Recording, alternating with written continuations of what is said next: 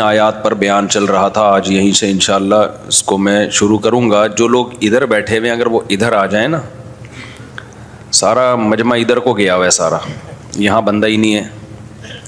اب آپ اندازہ لگاؤ اتنی سستی اگر کسی قوم میں ہو کہ اسے پتہ ہے کہ بندہ یہاں بیٹھا ہوا ہے تو دونوں طرف ہونا چاہیے نا، تو جو گیٹ ادھر ہے تو وہاں سے آ کے ادھر ہی بیٹھ رہے ہیں، تو یوں ہو جائیں تھوڑا سا۔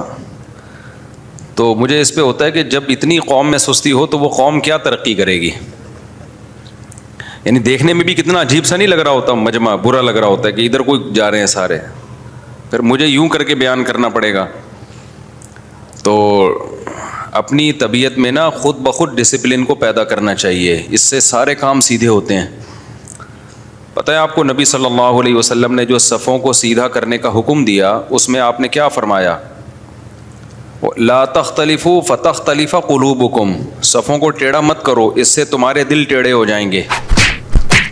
سوال پیدا ہوتا ہے صف کے آڑے ترچھے ہونے سے دل کے ٹیڑھے ہونے کا کیا تعلق ہے؟ سوال پیدا ہوتا ہے نا۔ تو اس کا جواب یہ ہے کہ جب انسان آڑے ترچھے کرتا ہے نا تو اس کے دل پہ اثر پڑتا ہے، اندر اس کے اثر پڑتا ہے لازمی، تو ہر سب کچھ بھی آڑا ترچھا ہوتا ہے۔ ہمارے شیخ حضرت مفتی رشید احمد صاحب رحمہ اللہ تعالی جب گاڑی کو پارک کرتے تھے نا تو اس کے پہیے سیدھے کرتے تھے، یعنی گاڑی گھر میں پارک کی ہے، گھر میں کھڑی کی ہے گاڑی، تو اکثر رہتا ہے نا اسٹیئرنگ دائیں طرف ہے تو پہیے تھوڑے سے مڑے ہوئے ہیں، تو بھائی ادھر کو مڑے ہوئے ہوں ادھر کو مڑے ہوئے، اس سے کیا ہوتا ہے؟ کوئی فرق نہیں پڑتا نا۔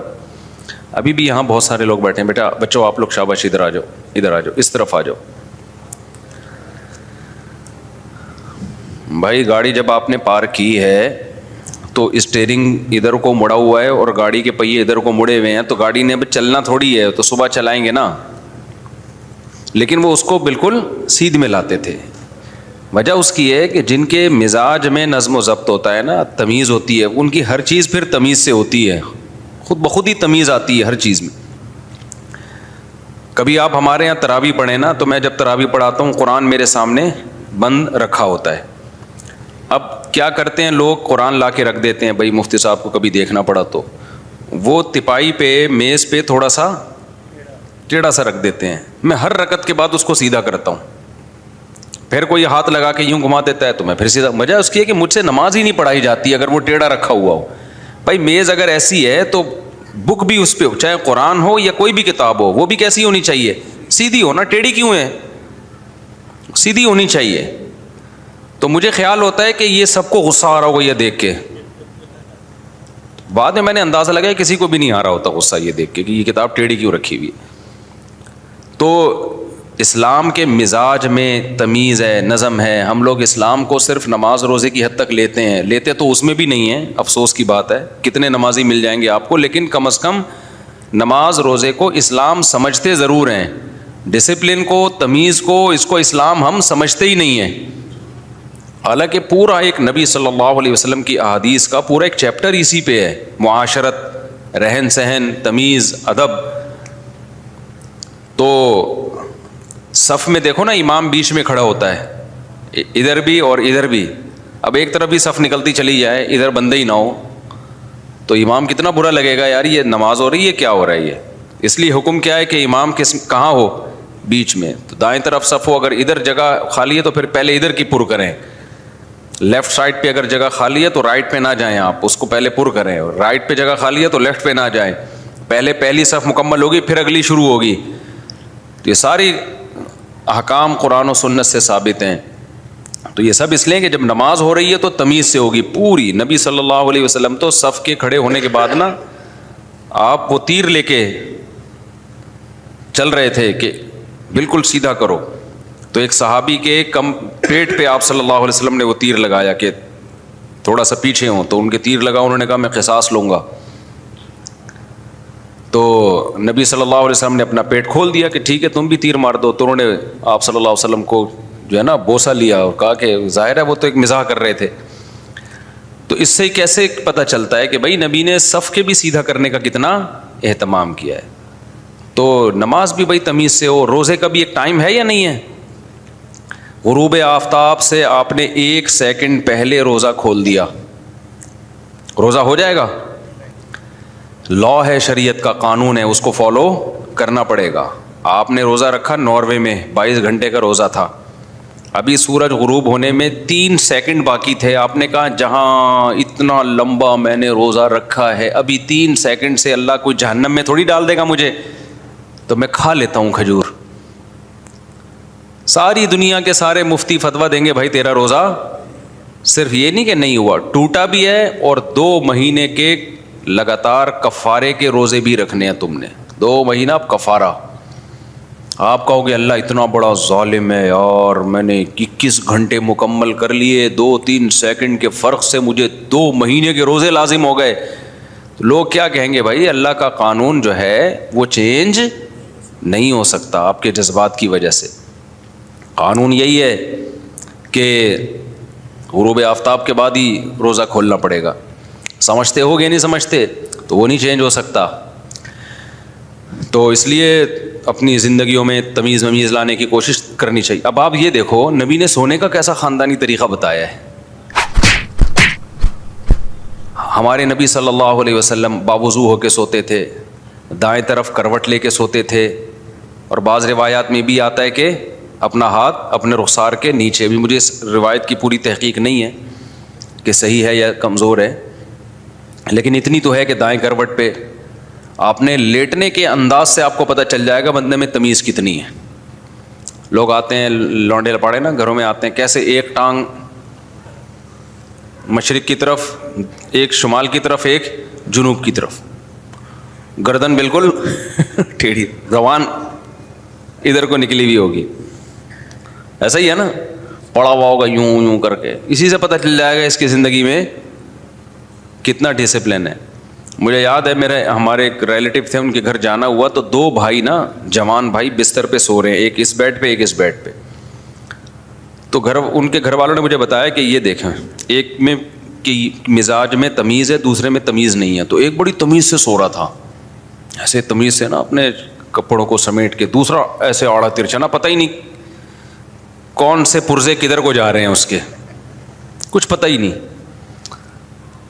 تو میں نے کہا اس کے اثرات ان کی زندگی میں بھی ہوں گے. انہوں نے کہا بالکل 100% ایسا ہی ہے. یہ جو تمیز سے ہمارا بیٹا سو رہا ہے نا، یہ ہر چیز میں ڈسپلن ہے، اس کے تمیز ہے، پیسوں کے لین دین میں بھی 1 نمبر ہے یہ، اور جھوٹ نہیں بولتا. اور یہ جو دوسرا ہے نا آڑا ترچھا سو رہا ہے، یہ نہ پیسوں کے لین دین میں ٹھیک ہے، کسی سے وعدہ کرے گا اس کو بھی توڑے گا.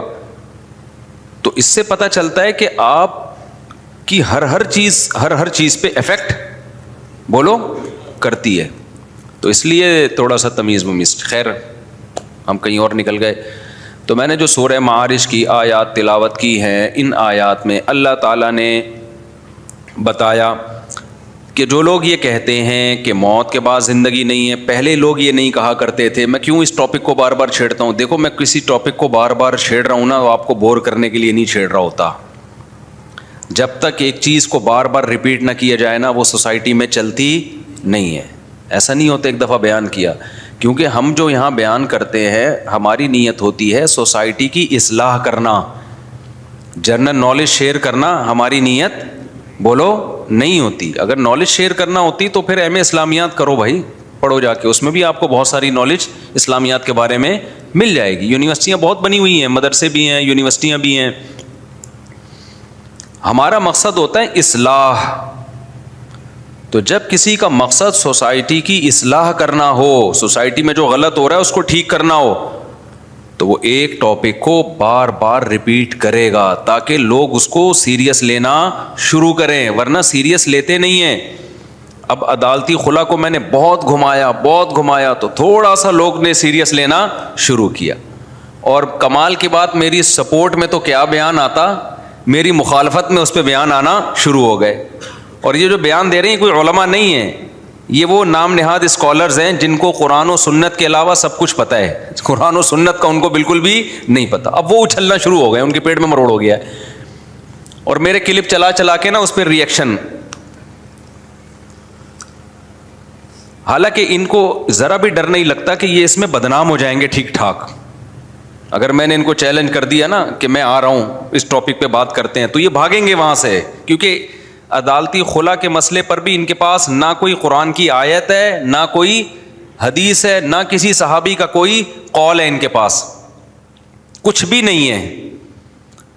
اور یہ جیسے سورج کو دیکھ کے کوئی کہتا ہے نا سورج ہے یہ, ایسے ہی جیسے اسلام میں 5 نمازیں فرض ہیں نا, اس میں کوئی اختلاف ہے؟ رمضان کے روزے فرض ہیں, اس میں کوئی اختلاف ہے؟ حج فرض ہے, اس میں اگر کوئی اسکالر کہے کہ ایکچولی میری رائے یہ کہ حج فرض نہیں ہے تو لوگ اس کو بے وقوف کہیں گے نا. تو بالکل اسی طرح یہ مسئلہ بھی اسلام میں طے شدہ ہے کہ نکاح ختم کرنے کا رائٹ کس کے پاس ہے؟ مرد کے پاس ہے. عدالت کے پاس چند صورتوں کے علاوہ نکاح ختم کرنے کا رائٹ نہیں ہے. اس میں اللہ نے مرد کو سپیریئر بنایا ہے. یہ تو طے شدہ حقیقت ہے. یہ تو لطیفہ ہے جو یہ اسکالرز آ کے اپنی جہالت کو دنیا کے سامنے بتا رہے ہیں کہ بھائی نہیں فلانی حدیث مشکات کی حدیث. ہمیں تو ہنسی آ رہی ہوتی ہے کہ بھائی تمہیں کسی نے کہا تم سے خلا کا مسئلہ پوچھا ہے, تم کیوں اپنی بےزتی کرا رہے ہو؟ لیکن بعض دفعہ انسان کو اپنی بےزتی کرانے کا شوق ہوتا ہے. بھائی تمہارا ٹاپک نہیں ہے, تم مفتی نہیں ہو, تمہیں شرعی مسائل کا علم نہیں ہے, تم چھوڑ دو یہ مسئلے علماء کے لیے. لیکن نہیں ہے, بعض لوگوں کو شوق ہوتا ہے طبیعت سے ذلیل ہونے کا, شوق ہوتا ہے ذلیل ہونے کا. تو جیسے اسلام میں 5 نمازیں فرض ہیں نا, کوئی اختلافی مسئلہ نہیں ہے, اسی طرح اسلام میں حج فرض ہے, کوئی اختلافی مسئلہ نہیں ہے. اسی طرح خوب سمجھ لو, اسلام میں نکاح ختم کرنے کا, طلاق کا لفظ میں اس لیے نہیں استعمال کر رہا کہ پھر کہتے ہیں خلا کا حق ہے عورت کو. خلا کا حق عورت کو ہے کا مطلب کیا ہے وہ بار بار بتاتا ہوں. عورت طلاق کا مطالبہ کر سکتی ہے شوہر سے اس بیس پہ کہ مجھ سے مہر لے لو اور مجھے ڈیورس دے دو یا خلا دے دو. خلا کا مطلب نکاح ختم کر دو. تو بات ایک ہی ہے نا, وہ کوئی الگ الگ بات تھوڑی ہے. مطالبہ عورت کی طرف سے ہوگا طلاق کا تو اس کو خلا کہا جاتا ہے. تو شوہر خلا کے پیپر پہ سائن کر دے یا زبان سے کہہ دو تو ٹھیک ہے, نہیں کرے گا تو نہیں ہوگا. سمجھتے ہو بات کو کہ نہیں سمجھتے؟ یہ اتنی 1 2 اور 2 4 کی طرح حقیقت ہے نا. اچھا, ان لوگوں میں جو آج کل کے اسکالرز آ رہے ہیں قرآن و سنت سے تو بالکل فارغ ہیں, یہ لوگ عقل سے بھی فارغ ہیں. مجھے ایک بات بتاؤ, تھوڑی سی کامن سینس ہو اگر کسی میں, اگر خلا کا اس طرح سے عورت کے پاس حق ہوتا کہ شوہر راضی نہیں بھی ہو وہ اس سے طلاق لے سکتی ہے بذریعہ کورٹ, تو گرل فرینڈ بوائے فرینڈ میں اور میاں بیوی میں بنیادی فرق کیا ہے پھر؟ یعنی سینس لیس باتیں کر رہے ہیں, سینس لیس, جس کی نہ سر نہ پیر. آپ خود سوچو نا, اگر عورت کے پاس کورٹ سے جب چاہے خلا لے سکتی ہے, بیس یہ بنائے کہ مجھے نہیں رہنا, مجھے منع کے ابا اب پسند نہیں, جب تک منا پیدا نہیں ہوا تھا اس وقت تک تو پسند تھے, تبھی تو پیدا ہو گیا. کیا خیال ہے بھائی؟ ورنہ جج کہے گا نا جب پیدا نہیں ہوا تھا تو پیدا کیسے ہو گیا اگر تجھے پسند نہیں تھے یہ. تو جب تک پیدا نہیں ہوا تھا اس وقت تو یہ منع کے ابا مجھے بہت پسند تھے, اب مجھے منع کے ابا پسند ہیں مگر یہ والا منا نہیں, پڑوسیوں کا جو منا ہے نا اس کے ابا پسند ہے مجھے.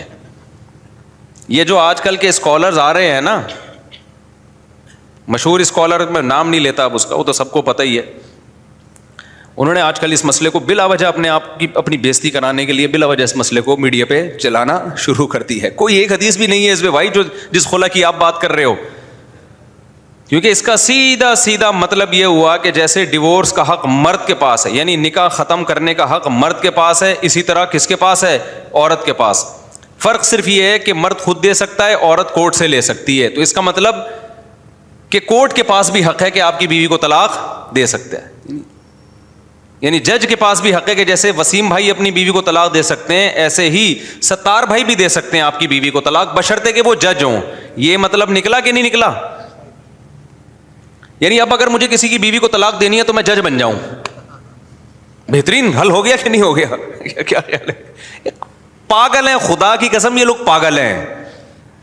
جب ہم دیکھتے ہیں نا یوٹیوب پہ ان کی کلپ اور نیچے لوگوں کے کمنٹس کے وہ کیا ہے, ایک ہی آدمی ہے جو سب کو للکار رہا ہے, تو میں حیران ہوتا ہوں یار, تم بھی جاہل ہو اور تمہارے جو پیر و مرشد ہے وہ تم سے بھی بڑا کیا ہے, فارغ ہے, بالکل ہی فارغ ہے.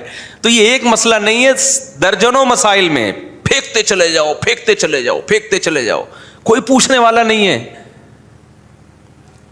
زیرو علم ہے ان لوگوں کے پاس. تو اگر مجھے میں وہ بات کمپلیٹ کر دوں, اگر یہ میں اس لیے بار بار ریپیٹ کر رہا ہوں کہ اب بولنے سے نا بات اٹھنا شروع ہوئی ہے, اور میں اس ٹاپک کو زیادہ بولتا ہوں جس میں دوسرے علماء کچھ بھی نہیں بول رہے ہوتے, تو پھر مجھے بہت بار بار بولنا پڑتا ہے تاکہ اٹھے یہ مسئلہ قوم میں, لوگوں کو پتا چلے ایسے خلا نہیں ہوتا, فیملی سسٹم تباہ ہو رہا ہے. پتہ ہے آپ کو ایک کوئی واقعہ سناتا ہوں میں. میرے پاس ایک ملک سے فون آیا, میں کنٹری کا نام نہیں بتاؤں گا تاکہ ان کے گھر کا مسئلہ لوگوں کے سامنے نہ آئے. فون آیا, پہلے میرے جو ہے نا اسسٹنٹ کا فون آیا کہ وہ ایک بندہ بہت ہی پریشانی میں آپ کو کال کر رہا ہے اور فلاں سے نا ملا کے بہت ضرورت ہے اس کو. میں نے کہا ٹھیک ہے میری بات, میں اس وقت جاپان میں تھا. میں نے کہا جی بات کرائیں. تو مرد نے کہا کہ بھائی میری جو وائف ہے نا اس نے اسکالر کا بیان سنا ہے, وہ جو مشہور اسکالر ہیں کا بیان سنا ہے, اور کہا ہے کہ عورت کو بھی اللہ نے خلا کا حق دیا ہے, میں کورٹ سے جب چاہوں خلا لے سکتی ہوں. اگرچہ بلا وجہ خلا لینا انہوں نے کہا ناجائز ہے, مگر خلا لیں گی تو ہو جائے گا. یہ تکلف کر دیا کہ یہ عمل جائز نہیں ہے, لیکن خلا لے گی تو کیا ہوگا, ہو جائے گا. تو میں نہیں اپنے ہسبینڈ کے ساتھ رہنا چاہتی.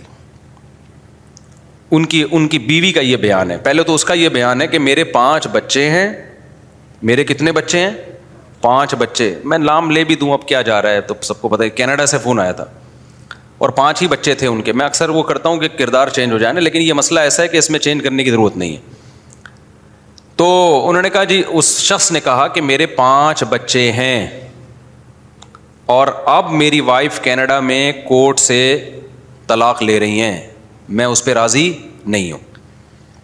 اور انہوں نے فلاں اسکالر کا بیان سنا ہے, اس نے کہا ہے کہ مشکات پر اور فلانے پر اور ڈمکانے پر اتنی حدیثیں ہیں.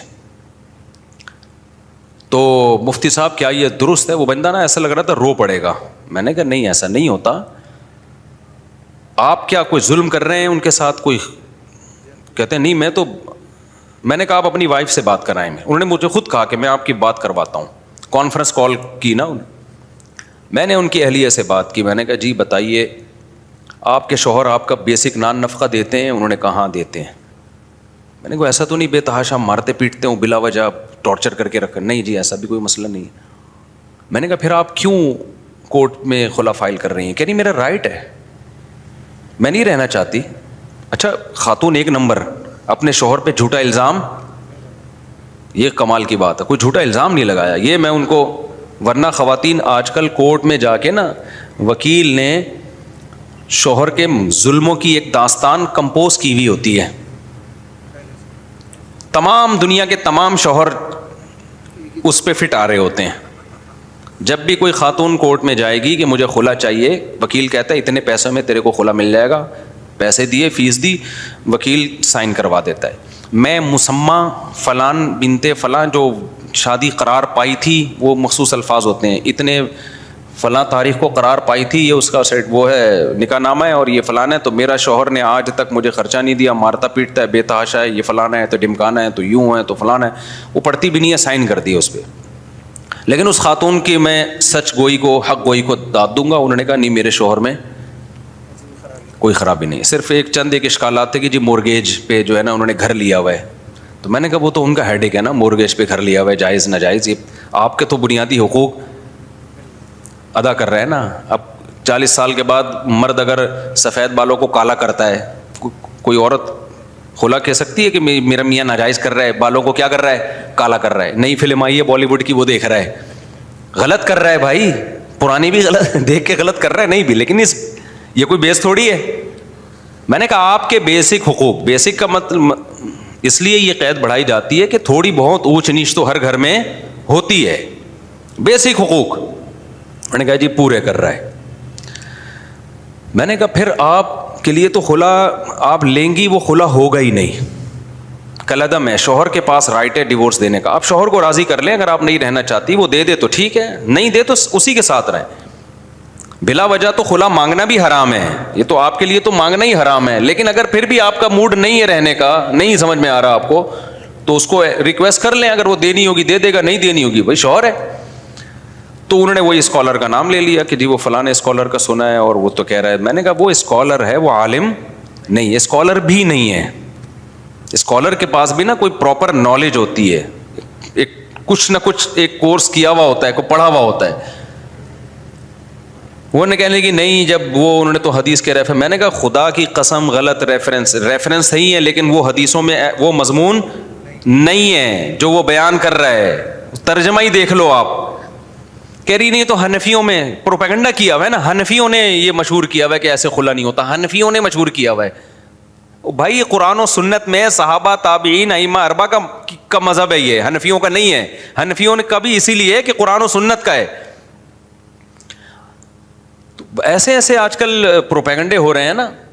تو میں نے اس خاتون سے کہا, میں نے کہا دیکھیں یہ نہیں ہوگا خلا, آپ اگر کہیں اور نکاح کریں گی نا اس بیس پہ, وہ خالصتاً زنا ہوگا, بدکاری ہوگی, اللہ کے عذاب سے ڈریں آپ.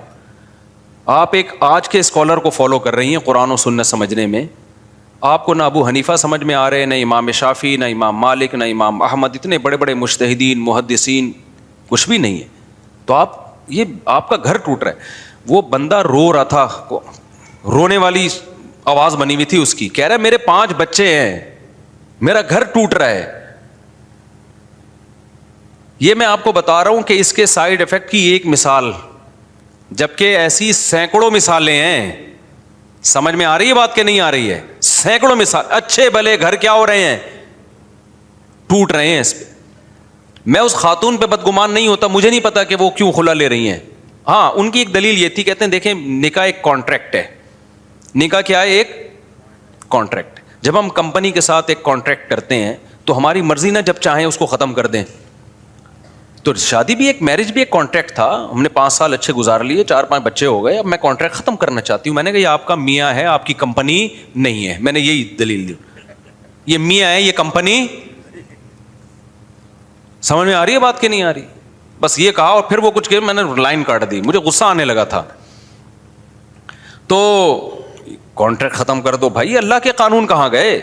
او یعفو الذی بیدہ عقدۃ النکاح, سورہ بقرہ کی آیات ہیں. اللہ فرماتے ہیں کہ رخصتی سے پہلے اگر تم طلاق دیتے ہو تو آدھا مہر تمہیں دینا پڑے گا, بشرطے کہ عورت یہ آدھا بھی معاف نہ کرے. اگر وہ آدھا معاف کر دے, یا وہ شخص جس کے ہاتھ میں نکاح کی چابی ہے, عقدۃ النکاح, نکاح کی گرہ کس کے ہاتھ میں؟ مرد کے ہاتھ میں, اگر وہ پورا دینا چاہے تو اس میں بھی کوئی حرج نہیں ہے. سمجھ میں آ رہی ہے بات کہ نہیں آ رہی؟ اللہ تعالیٰ قرآن میں فرماتے ہیں رخصتی سے پہلے اگر تم بیوی کو ڈیورس دو گے تو پورا مہر کے بجائے کتنا دینا پڑے گا؟ بولو, آدھا مہر دینا پڑے گا. اللہ کہتے ہیں الا ان یعفونا, اللہ یہ کہ وہ عورتیں معاف کر دیں, بولے ہمیں آدھا بھی نہیں چاہیے. او یعفو الذی بیدہ عقدۃ النکاح, یا وہ شخص پورا دے دے جو جس کے ہاتھ میں نکاح کی گرہ ہے. اس سے پتہ چلتا ہے نکاح کی گٹھان کون کھول سکتا ہے؟ جج نہیں کھول سکتا. جج صرف اپنی بیوی کے نکاح کی گٹھان کھول کے اس کو آزاد کر سکتا ہے. شوہر ہے جو اپنی بیوی کی نکاح کی گٹھان کو بولو کھول سکتا ہے. یہ صدیوں سے امت میں یہی چلا, جب تک جنرل مشرف نے قانون چینج نہیں کیا تھا. کوڈ میں بھی یہ قانون نہیں تھا. جو قانون جنرل مشرف بنا کے گیا ہے اس کو آج کا اسکالر جو ہے وہ کہہ رہا ہے کہ یہ قرآن و سنت کے مطابق ہے. جو خلافتوں میں صدیوں سے صحابہ تابعین تابع تابعین سے لے کے آج تک چلا آ رہا ہے, چاروں اماموں کا, اس کہتے ہیں فقہ حنفی کا ہے یہ. تو اس سے آپ سمجھ رہے ہیں, چاہ رہے ہیں کہ وہ جو بخاری کی حدیث ہے نا جس میں آتا ہے کہ قرب قیامت میں اللہ علم کو نہیں اٹھائے گا, علماء کو اٹھائے گا, جس کا نتیجہ یہ نکلے گا کہ لوگ جاہلوں کو اپنا سردار بنا لیں گے. فضلوا واضلوا فافتوا بغیر علم, ان کے پاس صحیح نالج نہیں ہوگی, وہ خود بھی گمراہ ہوں گے اور دوسروں کو بھی گمراہ کریں گے. یہ ہے وہ گمراہی. سمجھ میں آ رہی ہے بات کہ نہیں آ رہی؟ تو میں اس مسئلے کو بہت زیادہ اس لیے اٹھا رہا ہوں کہ دوسرے علماء اٹھا نہیں رہے اس مسئلے کو. نتیجہ کیا نکل رہا ہے؟ آپ کا فیملی سسٹم گیا برباد. وفاقی شرعی عدالت کے جج سے کچھ دن پہلے ملاقات ہوئی, بڑے معقول آدمی ہیں. میں نے ان سے کہا, میں نے کہا حضرت یہ عدالتی خلا کیا بنا دیا آپ لوگوں نے؟ اس کے اتنے بھیانک نتائج نکلیں گے نا, ابھی آپ کو پتہ نہیں ہے ہونے والا کیا ہے. اسلام نے جب مرد کے ہاتھ میں طلاق کا رائٹ دیا ہے نا کہ نکاح ختم مرد کر سکتا ہے, عورت نہیں, اس میں بہت ساری حکمتیں ہیں. اس پر تو میں کئی بار بیان کر چکا ہوں کہ مرد کے پاس طلاق کا حق کیوں ہے, یہ عورت کے پاس کیوں نہیں ہے. اس میں عورت ہی کا فائدہ ہے, عورت ہی کا فائدہ ہے اس میں. اب ان حکمتوں پر میں بات نہیں کروں گا, ابھی یہ کئی دفعہ بیان ہو چکا ہے. میں نے جج صاحب سے کہا, میں نے کہا دیکھیں آپ کائنڈلی اس کو چینج کریں, مجھے بتائیں کوئی اس کے خلاف اگر درخواست دائر کرنی ہے. وہ اس کو مجھے لگ رہا تھا سیریس نہیں لے رہے. میں نے کہا حضرت پتہ ہے اس سے ہونے والا کیا ہے؟ بعض دفعہ نا دلائل سے بات سمجھاؤ نہیں آتی سمجھ میں. وہ کہنے لگے وہ بخاری کی حدیث ہے جس میں آتا ہے نبی صلی اللہ علیہ وسلم نے حضرت جمیلہ کو بلایا, ان کو اپنے شوہر پسند نہیں تھے تو حضرت جمیلہ کو کہا کہ ان کے شوہر کو کہا کہ اپنی وائف کو طلاق دے دو, تو انہوں نے دے دی, تو یہ ہے نا خلا. میں نے کہا ان کے شوہر طلاق دے رہے ہیں, ادھر کون طلاق دے رہا ہے؟ دے رہے یہ تو خود نبی نے نکاح ختم نہیں کیا, حالانکہ وہ پیغمبر تھے, ان کو پتا تھا طلاق کا حق کس کے پاس ہے؟ شوہر کے پاس ہے. ادھر بھی شوہر کو بلا کے مشورہ دیا جا رہا ہے, وہ آرڈر بھی مشورے کے معنی میں تھا. جیسے قرآن میں بعض صیغے آرڈر کے ہیں لیکن وہ حکم کے معنی میں نہیں ہے, یعنی وجوب کے معنی میں نہیں ہے, وہ مشورے کے معنی میں ہے. جیسے نبی صلی اللہ علیہ وسلم نے صحابہ کو حکم دیا نا کہ تعبیر نخل نر اور مادہ کھجوروں کو نہیں ملایا کرو ان کے پھولوں کو, تو آپ نے فرمایا یہ میرا کوئی وجوبی حکم نہیں ہے, کیونکہ دنیا کا معاملہ ہے نا یہ کہ کس نے اپنی بیوی کو رکھنا ہے, کس نے چھوڑنا ہے, کس نے نر مادہ کھجوروں کے پھولوں کو ملانا ہے, نہیں ملے تو دنیاوی معاملہ ہے. تو اس لیے نبی نے فرمایا ان اذا امرتکم بشیء فاتقوا اللہ ما استطعتم, جب میں دنیا کے معاملے میں کوئی حکم دوں تو جب دین کے معاملے میں حکم دوں تو اللہ سے ڈرو, اور جب دنیا کے معاملے میں حکم دوں تو تم مجھ سے زیادہ بہتر جانتے ہو. دیکھو ایک اور مثال میں اس کی دوں. حضرت بریرہ رضی اللہ تعالی عنہا کسی کی غلام تھیں, باندی تھیں. آپ لوگ کی توجہ ہے, بور تو نہیں ہو رہے, کچھ علمی موضوعات سے لوگ بور ہونا شروع ہو جاتے ہیں. حضرت بریرہ جو تھی نا, حضرت بریرہ یہ غلام تھیں, باندی تھیں. ان کی شادی ہوئی تھی کسی شخص سے, حضرت مغیث رضی اللہ تعالی عنہ سے. یہ حضرت مغیث کی بیوی تھیں اور اپنے مولا کی باندی. اسلام میں مولا اپنی باندی سے ریلیشن قائم کر سکتا ہے, جو سیکشول ریلیشن ہوتا ہے, لیکن جب اس کی شادی کرا دے تو پھر اس سے وہ ریلیشن قائم نہیں کر سکتا. سمجھو, کیونکہ اب اس کے شوہر کا اس پر حق ہے. ایسا اسلام میں بےغیرتی نہیں ہے کہ ایک عورت ہے تو دو تین مرد اس سے تعلق قائم کر سکتے ہوں, ایسا نہیں ہے. اب اسلام نے عورت کو یہ رائٹ دیا ہے, جو باندی ہے نا باندی, اس کا شوہر اس کو 2 طلاقیں دے گا تو نکاح مکمل ختم ہو جائے گا, کیونکہ باندی پر مرد کو ملکیت آدھی آتی ہے, لہذا 3 طلاق دینے کی ضرورت نہیں ہوتی نکاح سے نکالنے کے لیے. 2 سے بھی نکاح, اب 1.5 ہونا تو 1.5 چاہیے تھے, لیکن طلاق 1.5 ہوتی نہیں ہے, تو 2 طلاقوں سے کیا ہو جائے گی, وہ 2 طلاقوں سے ہی نکاح مکمل ختم ہو جاتا ہے. اب جب باندی آزاد ہوتی ہے نا تو مرد کو اس پر ایک اور طلاق کا حق آتا ہے کہ اب 2 سے نہیں بلکہ 3 طلاقوں سے آزاد ہوگی ہے. تو اب مرد کی ملکیت اس پہ بڑھ رہی ہے نا, جب بڑھ رہی ہے تو شریعت باندی کو آپشن دیتی ہے کہ تم اس پرانے نکاح کو باقی رکھنا چاہو تو باقی رکھو, ختم کرنا چاہو تو بولو ختم کر دو. اب سمجھو بات کو. ہوا یہ کہ نبی صلی اللہ علیہ وسلم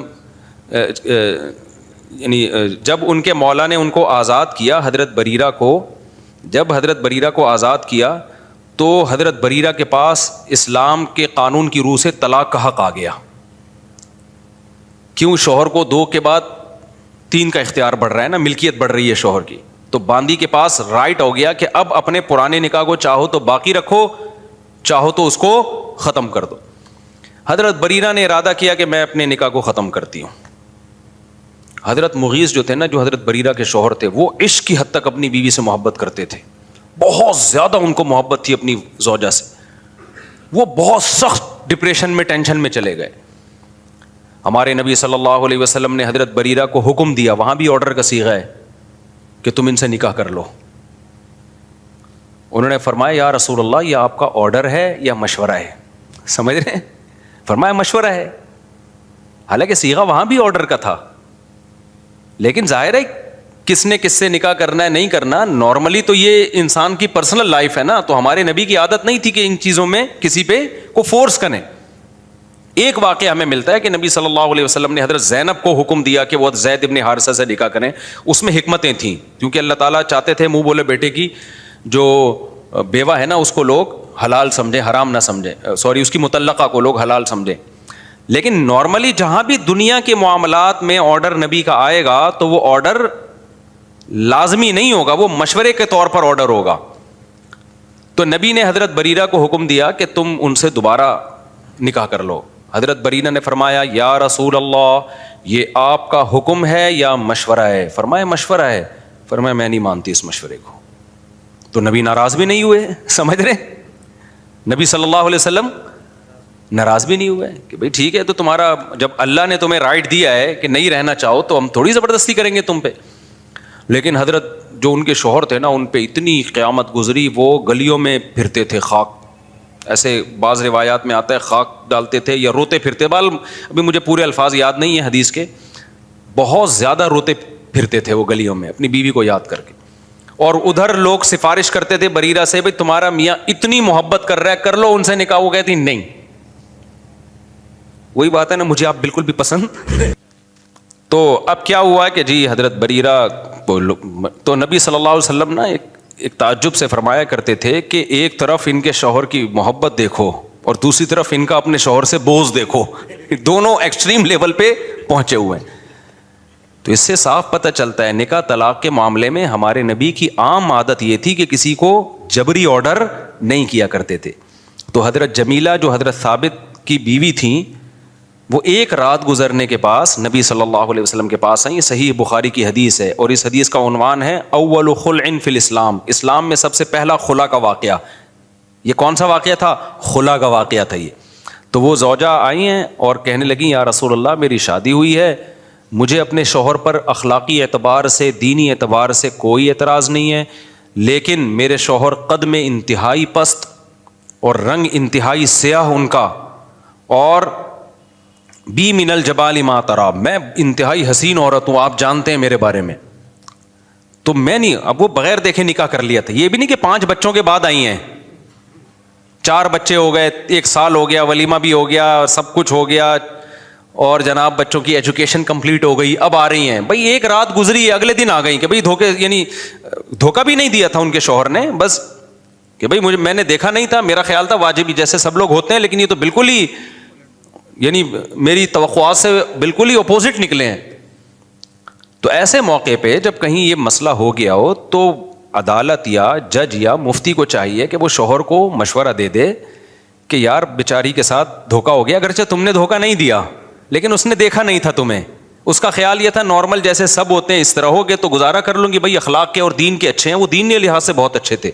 اسی وجہ سے حضرت جمیلہ نے فرمایا یا رسول اللہ دینی اعتبار سے اور اخلاقی اعتبار سے مجھے ان پر کوئی اعتراض نہیں ہے, لیکن نہیں گزارا ہو سکتا.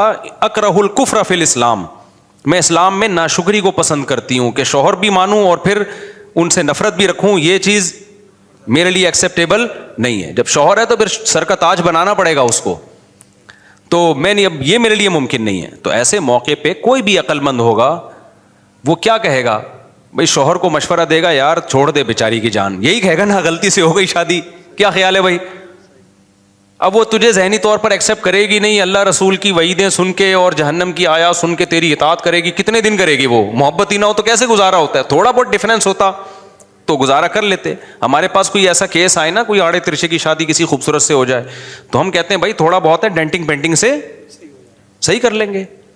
ہاں اتنا خراب ہے کہ کھول کے دوبارہ جوڑنا پڑے گا, اب یہ پاسبل نہیں ہے نا انسانوں میں. یا میٹرک پاس لڑکی کی شادی ہو گئی پی ایچ ڈی سے, انہوں نے پہلے بتایا تھا کہ جی ماسٹر کیا ہوا ہے, ماسٹرز ہے یہ لڑکا, اب پتہ چلا کہ 8ویں سے بھاگا ہوا ہے. تو اتنا کوئی مسئلہ ہو جائے تو ایسے موقع پہ شوہر کو مشورہ دے دینا چاہیے کہ بھائی اس کی جان چھوڑ دے. وہ بھی مشورہ ہی ہے, آرڈر نہیں دیا جا سکتا, زبردستی نہیں کی جا. زبردستی جب کی جائے گی جب شوہر ظالم ہو, سمجھ رہے ہو کہ نہیں سمجھ رہے, جب ظلم کر رہا ہے وہ. تو نبی صلی اللہ علیہ وسلم نے ان کو بلایا, ان کے شوہر کو, اور فرمایا اپنا باغ لے لو, طلقہا, ان کو طلاق دے دو. اب یہ طلقہا کے لفظ سے یہ لوگ اس سے دلال کرتے ہیں کہ دیکھو نبی تو آرڈر دے رہے ہیں کہ ان کو طلاق دے دو. بھائی یہ آرڈر ایسا ہی ہے جیسے حضرت بریرہ کو آرڈر دے رہے تھے اپنے شوہر سے نکاح کر لو, یہ مشورے والا آرڈر ہے, پوری امت کا اس پر اجماع ہے. آج کل کے کچھ اسکالرز نے کہنا شروع کر دیا کہ مشورہ تھا یہ, سوری مشورہ نہیں تھا, یہ وجوبی حکم تھا, آرڈر تھا کہ دینی پڑے گی. اچھا اگر مان لو یہ آرڈر تھا اور زبردستی تھی, تو دوسری طرف یہ کہتے ہیں زبردستی کی طلاق واقع نہیں ہوتی. تو کہیں ایک جگہ یہ ٹکتے نہیں ہیں, صحیح ہے نا. اگر یہ زبردستی تھی تو کسی کی مرضی کے بغیر زبردستی جب آپ طلاق دلوائیں گے واقع ہو جائے گی. ہمارے نزدیک تو ہو جاتی ہے, ان کے نزدیک نہیں ہوتی. تو وہاں نہیں ہو رہی, یہاں جب عدالت گن پوائنٹ پہ طلاق دلوا رہی ہے تو وہ ہو رہی ہے. تو یہ کسی ایک جگہ ٹکتے نہیں ہیں, ان کے کوئی اصول اور ضابطے نہیں ہیں. تو نبی کا وہ آرڈر نہیں تھا. اور اگر فرض کر لو آرڈر بھی تھا, جیسے میری وفاقی شرعی عدالت کے جج سے جب بات چیت ہوئی نا, میں نے کہا حضرت اگر مان لیتے ہیں کہ وہ آرڈر ہی تھا تو آپ کم از کم اتنا کر لو کہ شوہر اگر نہیں چھوڑ رہا تو بلا کے بندوق رکھ کے طلاق نکلوا دو زبان سے, تاکہ ہو تو جائے نا. غلط ہوگا یہ کرنا, لیکن اگلے کے لیے حلال تو ہو جائے گی نا وہ, سمجھ رہے ہو. ہم کہیں گے جج نے غلط کیا, بیچارہ اچھا بھلا آدمی تھا, 5 بچے ہو گئے, اس 5 بچوں کے بعد خاتون کہہ رہی ہے مجھے میرا ہسبینڈ کانٹریکٹ کیا ہو رہا ہے کمپنی سے ختم ہو رہا ہے, میرا کمپنی جو 5 بچوں کا باپ نے ایک کمپنی بنائی ہوئی ہمارے گھر میں, اس سے میرا کانٹریکٹ کیا ہو رہا ہے. یہ آج کا یہ اسکالر کو سن کے ہوا ہے, جو جس کو مشہور اسکالر چل رہے ہیں نا, ان کے سائڈ افیکٹ بتا رہا ہوں آپ. کانٹریکٹ ہمارا کمپنی سے کیا ہو رہا ہے, ختم. تو ہم کہتے ہیں چلو یار میاں کو اٹھاؤ, اس کو بول تیرا باپ بھی طلاق دے گا, کانٹریکٹ کو ختم کر, زبان سے دلوا دو. ہم یہ کہیں گے غلط ہوا, یہ شوہر نے عدالت نے ناجائز کیا, لیکن یہ کمبخت کہیں اور جب نکاح کرے گی تو زنا تو نہیں ہوگا نا, وہ یہ بھی نہیں کر رہے. تو حدیث بھی اتنی لے رہے ہیں جو ان کو آدھی لے رہے ہیں, آدھی نہیں لے رہے وہ, بلکہ لے ہی نہیں رہے ہیں. حدیث میں تو ہے ہی نہیں کہ نبی نے خود سے ختم کر دیا. لعان میں خود سے ختم کیا ہے نبی نے نکاح. لعان کا مطلب یہ ہوتا ہے شوہر اگر بیوی پہ زنا کی تہمت لگائے اور پھر 5 قسمیں اٹھا کے عدالت میں بیان دے کہ یہ میں سچ بول رہا ہوں, مجھ پر اللہ کی لعنت ہو اگر میں جھوٹ بول رہا ہوں, اور عورت بھی قسمیں اٹھا لیں, اس عمل کو لعان کہتے ہیں. اس میں نبی نے نکاح کو ختم کیا ہے. تو ہم یہاں کہتے ہیں یہاں نکاح ختم, شوہر یا تو طلاق دے, طلاق نہیں دیتا تو کورٹ اس کے نکاح کو کیا کرے گی, ختم کرے گی. کیونکہ یہ بہت سیریس معاملہ ہے نا, کہ آپ بیوی کو زانیہ بھی کہہ رہے ہو, آپ یہ بول رہے بچہ میرا نہیں ہے, یہ کہیں اور کسی اور کا بچہ ہے, اور تہمت بھی لگا رہے ہو, اور وہ تہمت ثابت بھی نہیں ہو رہی ہے, صرف قسمیں گواہ بھی نہیں ہے آپ کے پاس, اور عورت مان بھی نہیں رہی ہے کہ مجھ پہ, اگر وہ مان لیتی ہے پھر لعان نہیں ہے, وہ مان بھی نہیں رہی ہے, تو اس کا مطلب دونوں میں سے ایک تو غلط ہے نا. تو یہ چھوٹا الزام نہیں ہے, یہ بہت بڑا الزام ہے. آپ نے زنا کی تہمت لگا دی, اور بھی کورٹ میں جا کے, پبلک میں نہیں, کورٹ میں جب انسان بات کرتا ہے تو وہ سیریس بات ہوتی ہے. تو وہاں حدیث سے ثابت ہے کہ نبی نے نکاح کو, اس پہ پوری امت کا اجماع ہے, پوری امت کا اجماع ہے. لعان کے بارے میں امام ابو حنیفہ بھی کہتے ہیں اس حدیث کی بیس پہ, امام شافعی بھی کہتے ہیں, کیونکہ ان لوگوں کو حدیثیں آتی تھیں اور حدیثوں کا مطلب وہ لوگ سمجھتے تھے.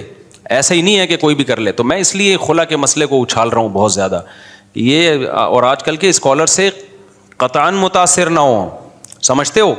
ایک اور مسئلہ بھی نیا ابھی آج کل مارکیٹ میں چلا دیا ہے, پتہ نہیں کیا کیا مسئلے چل رہے ہیں. خیر, دوسرا جو میں مسئلہ طلاق ثلاث پہ اٹھاتا ہوں بہت زیادہ, بار بار اٹھا رہا ہوں, وجہ اس کی یہ ہے کہ یہ بھی ایسے ہی ہے بنایا ہوا ہے. 3 طلاقیں 3 ہی ہوتی ہیں, قرآن حدیث اجماع امت سے ثابت ہیں, بعد میں اختلاف ہوا ہے, اور پھر لوگ ہمارے علماء کا بھی حوالہ دے رہے ہوتے ہیں, آپ کے فلاں دیوبندی مفتی نے لکھا ہے کہ اس میں اختلاف ہے. تو دیوبندی مفتی کے لکھنے سے اختلاف ثابت نہیں ہوتا. ہم دیوبندیوں کے مقلد نہیں ہیں, ہم قرآن و سنت. پہلے بتاؤ ہمارا موقف کیا ہے. ہم قرآن و سنت کو مانتے ہیں اور اجماع صحابہ کو. ہاں, جن مسائل میں اختلاف ہے, جن مسائل میں کیا ہے اختلاف ہے, قرآن و سنت میں دونوں طرح کی چیزیں ملتی ہیں, تو اس اختلاف کو خود حل کرنے کے بجائے ہم کہتے ہیں جو مجتہدین نے حل کر دیا ہے اس کو مان لو, اپنی رائے لوگوں کے سامنے پیش نہ کرو, کیونکہ ہم ان کے مقابلے میں ہماری 2 ٹکے کی اوقات نہیں ہے. اب چونکہ ان میں 4 امام ہیں جنہوں نے اس پہ کام کیا ہے اختلافی مسائل میں, اور اختلاف وہیں ہوتا ہے جہاں دلائل دونوں طرف ہوتے ہیں. تو ہم یہ کہتے ہیں کہ ان میں سے کسی ایک کو فالو کر لو, دوسرے کو بھی ٹھیک سمجھو. یہ بہترین موقف ہے بھائی جو ہمارا ہے, سمجھتے ہو, اور یہی علماء دیوبند کا موقف ہے. باقی یہ تھوڑی کہ ہم نے کوئی علماء دیوبند کا کلمہ پڑھا ہے کہ کسی دیوبندی مفتی نے کچھ بھی لکھ دیا تو ہمارے خلاف حجت پہ پیش کر رہے ہو. یہ کہاں سے ثابت ہے بھائی؟ ہم خود اس سے, اور ہمارے علماء دیوبند کا بھی یہی موقف ہے. اگر ہم دیوبندی کا مطلب یہ ہوتا کہ ہمارے اکابر نے جو لکھ دیا وہ پتھر پہ لکیر بن گیا, تو میرے شیخ تو مفتی رشید احمد صاحب تھے, میں ان سے باقاعدہ بیعت تھا, آسن الفتاوی میں ان کے چند مسائل سے ہم نے اختلاف کیا ہے. سمجھتے ہو کہ نہیں سمجھتے؟ ہم نے ان سے اختلاف کیا ہے. پھر مفتی رشید احمد صاحب نے بعض مسائل میں اپنے اکابر سے اختلاف کیا ہے. تو یہ تو چلتا آ رہا ہے علماء میں شروع سے. تو ہم قرآن و سنت کو مانتے ہیں, ہم نے کلمہ پیغمبر کا پڑھا ہے, قرآن و سنت کو مانتے ہیں, اور قرآن و سنت کی وہ تشریح جو صحابہ سے کہ اگینسٹ نہ جا رہی ہو. اور پھر بھی کئی اختلاف ہوگا اگر, تو اس میں ہم مجتہدین کو فالو کرتے ہیں, آج کل کے اسکالر کو فالو نہیں کرتے. حالانکہ ہمارے پاس ان اسکالر سے زیادہ علم ہے, پھر بھی ہم کہتے ہیں ان کے مقابلے میں اپنی رائے کو چھوڑ دو. کیونکہ ان میں غلطی کا، لوگ کہتے ہیں ان میں غلطی کا بھی تو امکان ہے، ان میں جب غلطی کا امکان ہے تو آپ میں غلطی کا امکان ان سے زیادہ ہے. تو جس میں غلطی کا کم امکان ہے اس کو فالو کیا جائے گا، تو ان میں کم امکان ہے. اب اس میں ادھر ادھر جا کے کلا بازیاں کھانے سے بہتر ہے ایک فقہ کو فالو کرو، دوسرے کو کیا سمجھو، ٹھیک سمجھو. یہ امت کو جوڑنے کا طریقہ ہے، اس کے علاوہ منجن کے علاوہ کچھ بھی نہیں ہے. میں نے ابھی جامعۃ الرشید پہ ایک ولاگ بنایا ہے، اس میں ایسے ایجوکیٹڈ کوالیفائڈ لڑکوں کا میں نے انٹرویو لیا ہے جن کو ہم درس نظامی پڑھا رہے ہیں، میں پڑھا رہا ہوں، دیگر ٹیچرز پڑھا رہے ہیں. تو میں نے اس ولاگ میں یہ بتایا ہے کہ بتاؤ کیا مدرسوں میں ہم منجن بیچ رہے ہیں؟ اگر یہ منجن بک رہا ہے قرآن اور سنت کے نام پہ تو اتنے ہائی کوالیفائڈ لڑکے ہم سے عالم بن کے کیوں جا رہے ہیں؟ میرے شاگردوں میں ایسے لڑکے ہیں جو آرمی میں، پاکستان نیوی میں کمیشن آفیسر گئے ہیں. میرے شاگردوں میں MBBS ڈاکٹر ہیں، PhD بھی ہیں، ماسٹرز کیے ہوئے بھی، IBA سے پڑھے ہوئے، لم سے پڑھے ہوئے. اور آپ کے اللہ بھلا کرے کون سی یونیورسٹی ہے جہاں کا پڑھا ہوا آدمی ہمارا شاگرد نہیں ہوگا؟ وہی سلیبس پڑھا رہے ہیں جو ہم بچوں کو پڑھا رہے ہیں، وہی وہاں بھی پڑھا رہے ہیں اور وہی. تو YouTube پہ بیٹھ کے منجن کی باتیں کرنا بہت آسان ہے، لیکن کبھی آپ ملو ہم سے، تم نظر سے نظر ملاتے تو بات کرتے نہ مسکراتے، تو اختلافات ہوتے رہتے ہیں، آنا جانا تھا آتے جاتے تو آ بھی جاؤ کہ ہم بلاتے ہیں، تم بلاتے اور ہم نہ آتے تو. یہ یاد کر لو، شعر بہت خاندانی ہے. اب میں اپنے اصل ٹاپک کی طرف آتا ہوں. کیا کریں یار، تمہیدیں لمبی ہوتی جا رہی ہیں نا. فیملی سسٹم بڑھ گیا ہمارا، اس لیے میں اس پہ چیخ رہا ہوں. ابھی دیکھو جاپان میں بار بار وہی ٹاپک آتا ہے نا، جاپان میں سب کچھ ہے، خاندان نہیں ہے، اڑ گئے ہے نا، خودکشیاں بڑھاپے میں ایسی کی تیسی. تو وہی خلا کو جب پروموٹ کرو گے ان اسکالرس کو سن کے کہ عورت کو بھی، اور یہ کرتے ہیں خواتین کو خوش کرنے کے لیے، اور نیچے خواتین کے بڑے کمنٹس ہوتے ہیں، ایک ہی بندہ ہے جو ہمارے حق میں بات کرتا ہے. وہ آپ کو نہیں پتا ہے یہ آپ کا بیڑا غرق کرے گا، کیونکہ ابھی تو خواتین کو زیادہ معلوم نہیں ہے، نہ ہمارے یہاں کلچر میں آئی ہے یہ چیز. جب یہ چیز بڑھے گی نا، اچھا عورت کو بھی حق ہے کہ اگر اس کو میاں پسند نہیں ہے تو وہ جا کے کورٹ سے خلا لے لے، تو آہستہ آہستہ یہ چیز کیا ہوگی، بڑھے گی. ذرا سا کوئی شوہر میں مسئلہ آیا، چل بھائی نکل پتلی گلی سے. اس کے بعد کیا ہوگا، میں نہیں کہہ رہا 100% ایسے ہو جائیں گے، لیکن مردوں کو عورت پہ اعتماد آہستہ آہستہ ختم. مرد کو پتا ہوگا کہ یار یہ ابھی بہت اچھی ہے، کل اگر بگڑ گئی تو یہ جیسے میرے پاس ڈیورس کا حق ہے، اور اس میں بھی اللہ نے پابندیاں لگائی ہیں کہ ایک توہر میں ایک طلاق دو، پھر اگلے توہر میں اگلی دو، پھر اگلے توہر میں اگلی دو. تو میرے پاس تو پھر بھی اتنی پابندیاں ہیں، اس کے پاس تو کچھ بھی نہیں. کورٹ میں جائے گی ٹھک کر کے لفافہ پکڑائے گی کورٹ اور پتلی گلی سے نکلو. تو میں تو بڑھ گیا. اللہ نے فیملی سسٹم کو مضبوط کرنے کے لیے مرد کے بھی طلاق کے اختیار کو محدود کیا نا. اس کو اللہ نے بتایا کہ ایک توہر جس میں ہم بستری کر لی اس میں طلاق مت دو، حالت حیض میں طلاق مت دو. کتنی ساری پابندیاں لگا دی. اور ایک طلاق کے بعد کہا کہ رجوع کا حق ہے، تاکہ تمہیں اپنی غلطی پر ندامت ہو تو رجوع کر سکو. تو اتنی ساری پابندیاں، جس کے پاس طلاق کا رائٹ تھا اس پر تو اتنی ساری پابندیاں، اور آپ نے عورت کو رائٹ دے دیا، وہ ٹھک کر کے گئی گی. جج نہیں اس سے پوچھے گا کہ اس توہر میں ہم بستری شوہر نے کی ہے کہ بولو نہیں کی ہے. اس میں رجوع کا حق بھی نہیں ہے، طلاق بائن ہوتی ہے، خلا، نکاح ختم. تو یہ لطیفے ہیں جو یہ آج کل اسکالرز آ رہے ہیں نا، لوگوں کو ہر مسئلے میں گائیڈ کر رہے ہیں، یہ لطیفوں کی کتابیں ہیں. لیکن یہ کمبخت لوگ کسی عالم کے سامنے بیٹھتے نہیں ہیں. یہ بڑی ہوشیاری ہے ان لوگوں کی. یہ چاہتے ہیں کہ ادھر سے کلپ چلے، ادھر سے کلپ آئے، ادھر سے کلپ آئے، ادھر سے کلپ آئے. تو یہ کلپ بازیوں میں اور زیادہ پھیلیں. تو کبھی بھی کلپ بازیوں سے مسئلے حل نہیں ہوتے. مسئلے حل یہ ہوتے ہیں کہ اگر آپ کی کوئی بات ہے آپ سامنے بیٹھیں، تاکہ ہم اسی وقت پکڑیں کہ آپ کہاں ترجمہ غلط کر رہے ہیں، کہاں ریفرنس غلط دے رہے ہیں، کہاں آپ کدھر کی چیز کدھر لگا رہے ہیں، اسی وقت ہم پکڑیں اس کو بیٹھ کے. تو یہ ہے حساب کتاب. تو میرے بھائی ہمارا فیملی سسٹم بڑھنے والا ہے. اور میں جو سائڈ افیکٹ بتا رہا تھا نا وہ بس بتا کے آگے چلتا ہوں. میں یہ بار میں بہت معذرت، آپ لوگ بور ہوتے ہوں گے یہ خلا کے ٹاپک سے، لیکن میں آپ کے لیے، میں وہ جو لوگ اس طرح لبرل سیکولر لوگ نا جن کی دم پہ میں پاؤں رکھ کے کھڑا ہوا ہوں.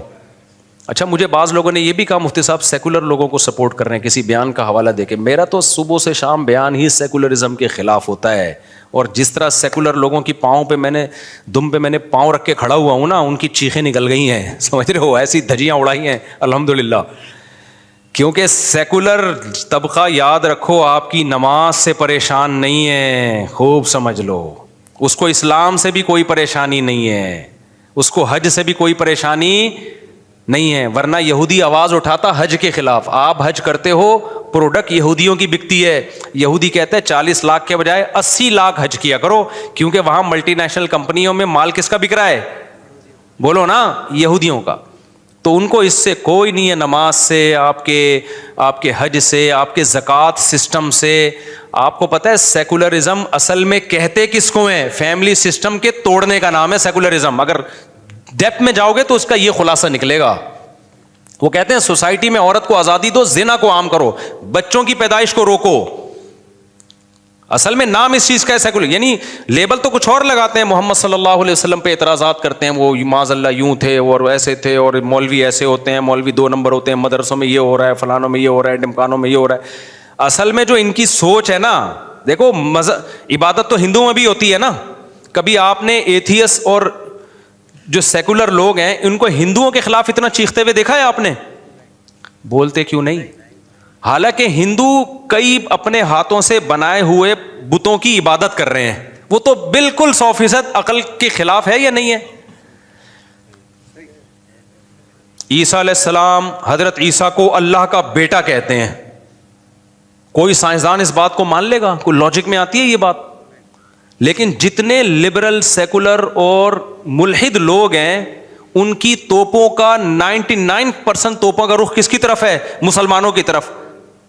حالانکہ اسلام لاجک کے سب سے زیادہ قریب ہے. ایک خدا کو مانتا ہے, عقل بھی یہی کہتی ہے کہ کوئی کریٹر ہے تو وہ اکیلا ہوگا. یہ خاص طور پر یہ جو پتھر ہیں اور یہ سورج چاند ستارے تو بھگوان ہو نہیں سکتے.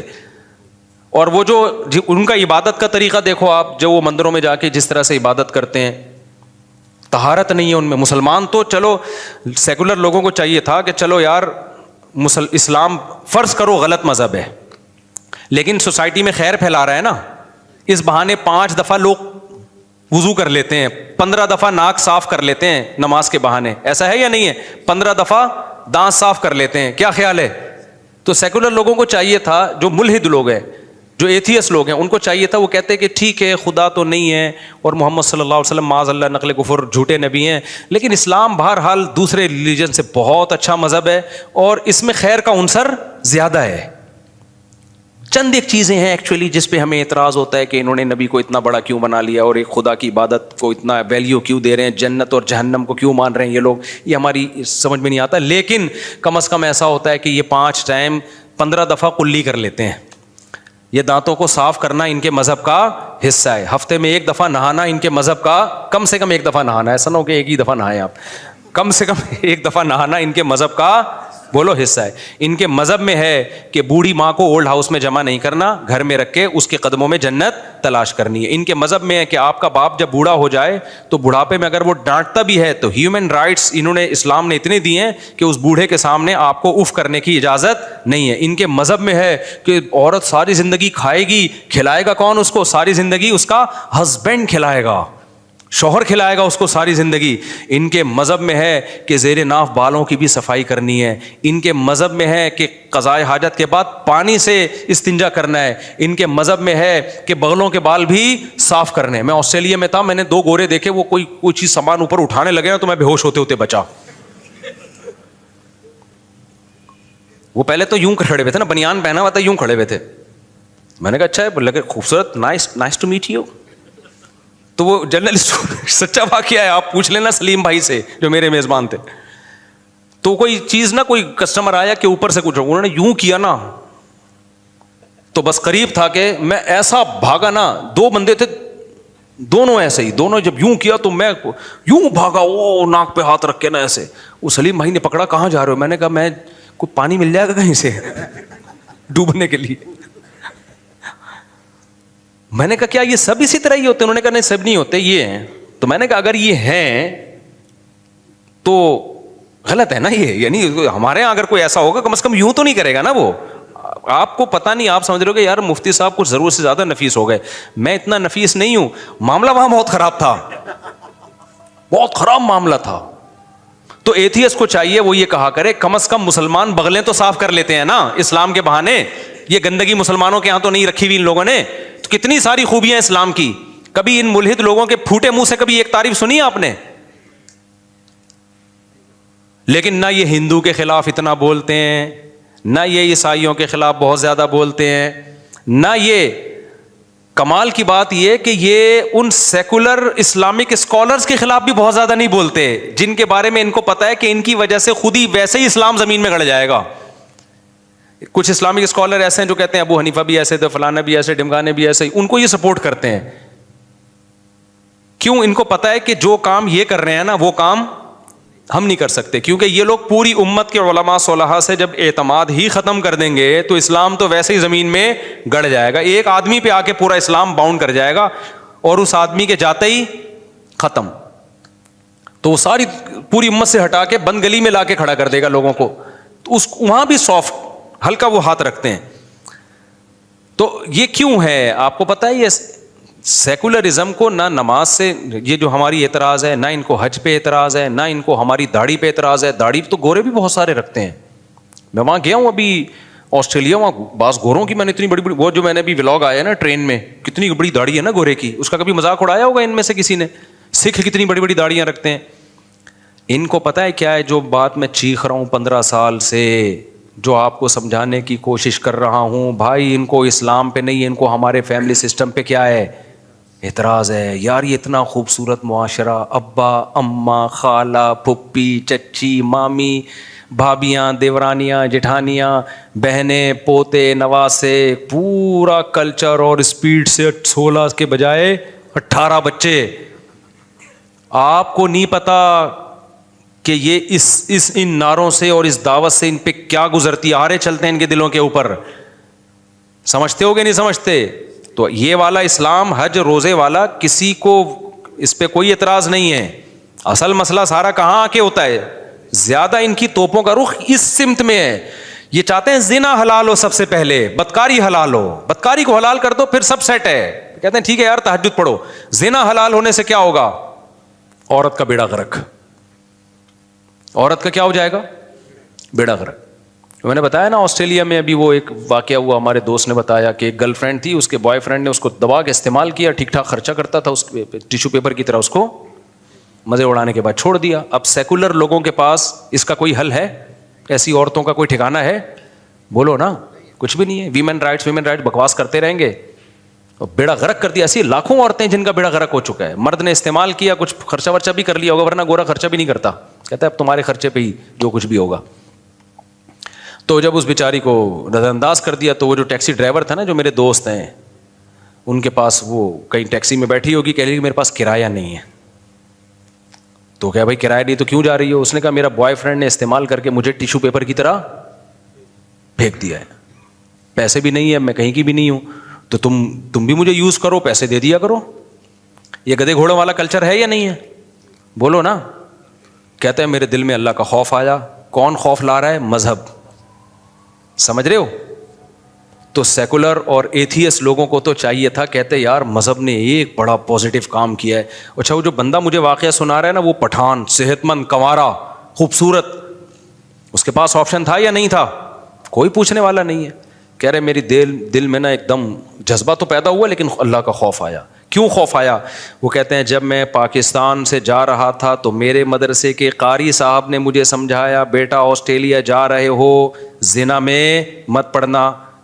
وہ قاری جن کو صبح و شام لوگ برا بلا کہتے ہیں. میں مانتا ہوں کچھ برے گڑبڑ بھی ہوتے ہیں، خیر بھی ان مولویوں سے ہی پھیل رہی ہے. کہتے ہیں انہوں نے مجھے وصیت کی تھی بیٹا اس آسٹریلیا جا رہا ہے. یہ کسی پروفیسر نے، لمس یونیورسٹی کے پروفیسر نے یا کراچی یونیورسٹی کے پروفیسر نے نصیحت نہیں کی، مولوی نے کی تھی نصیحت. کہتا ہے مجھے نصیحت یاد آئی کہ میں برائی نہیں کروں گا. پھر کیا کیا اس نے؟ نکاح کیا. کس سے؟ اپنے گاؤں کی لڑکی سے، سواس سے شادی کر کے لے گیا. یار وداؤٹ میرج رہنا یہاں بہت مشکل ہے.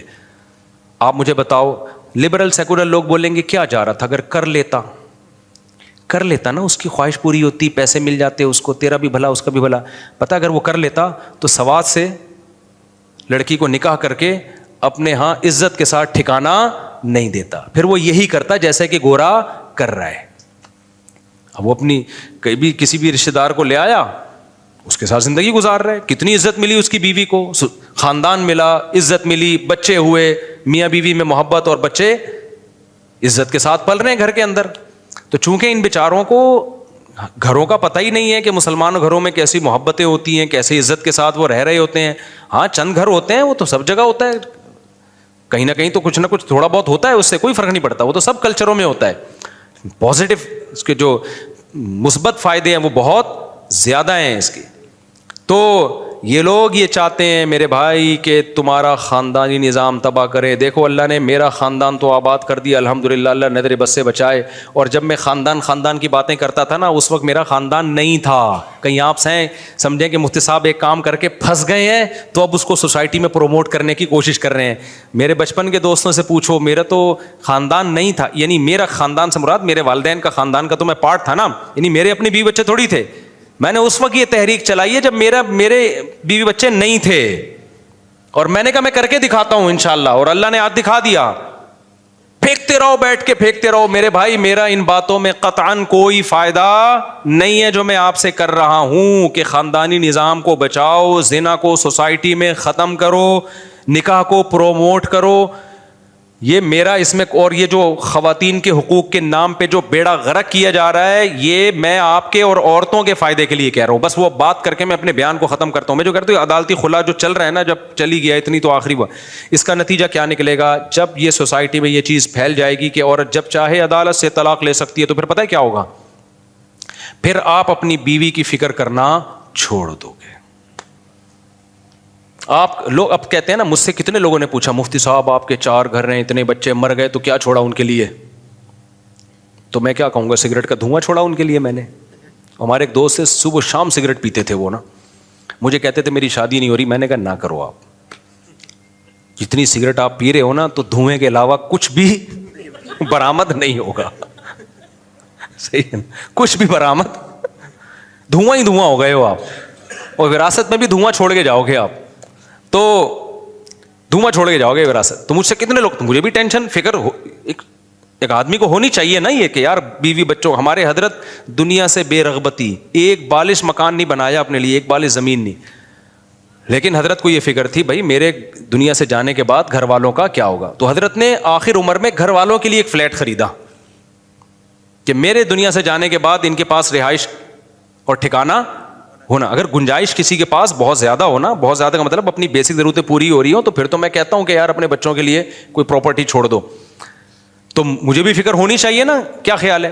اب پتہ ہے کیا, اور یہ ہر شریف آدمی کو فکر ہوتی ہے کہ یار میں اپنے بچوں کے لیے کچھ اگر ہے گنجائش. میں ان لوگوں کو منع کرتا ہوں, سالے تمہارے پاس مکان کے کرائے کے پیسے ہیں نہیں اور تم بحریہ ٹاؤن میں گھر کی سوچ رہے ہو, تو دنیا مسافر خانہ ہے, جس اللہ نے تمہیں کھلایا تمہارے بچوں کو بھی کھلا دے گا. لیکن اگر اضافی ہے آپ کے پاس, آپ کی گاڑی بھی ہے, آپ کے پاس پہننے کے لیے بھی اچھا ہے, کھانے پینے کے لیے بھی اچھا ہے, بچوں کی تعلیم کے لیے, تو پھر غریبی اڑانے کے ادھر ادھر فالتو چیزوں میں خرچ کرنے کے بجائے بہتر ہے اپنے بچوں کے لیے کوئی پراپرٹی بنا دو. وہ تو حدیث میں بھی ترغیب ہے, اس کے ہم خلاف نہیں ہیں, اور اب لوگ بناتے بھی ہیں. لیکن پتہ ہے کیا ہوگا, جب مرد کو پتہ چل جائے گا بھائی میری بیگم کے پاس بھی طلاق کا پورا حق ہے. ابھی پتہ تو ہے لیکن یہ چیز خواتین میں زیادہ پھیلی نہیں ہے, اور پھیلی بھی ہے تو رواج نہیں ہے اس کا.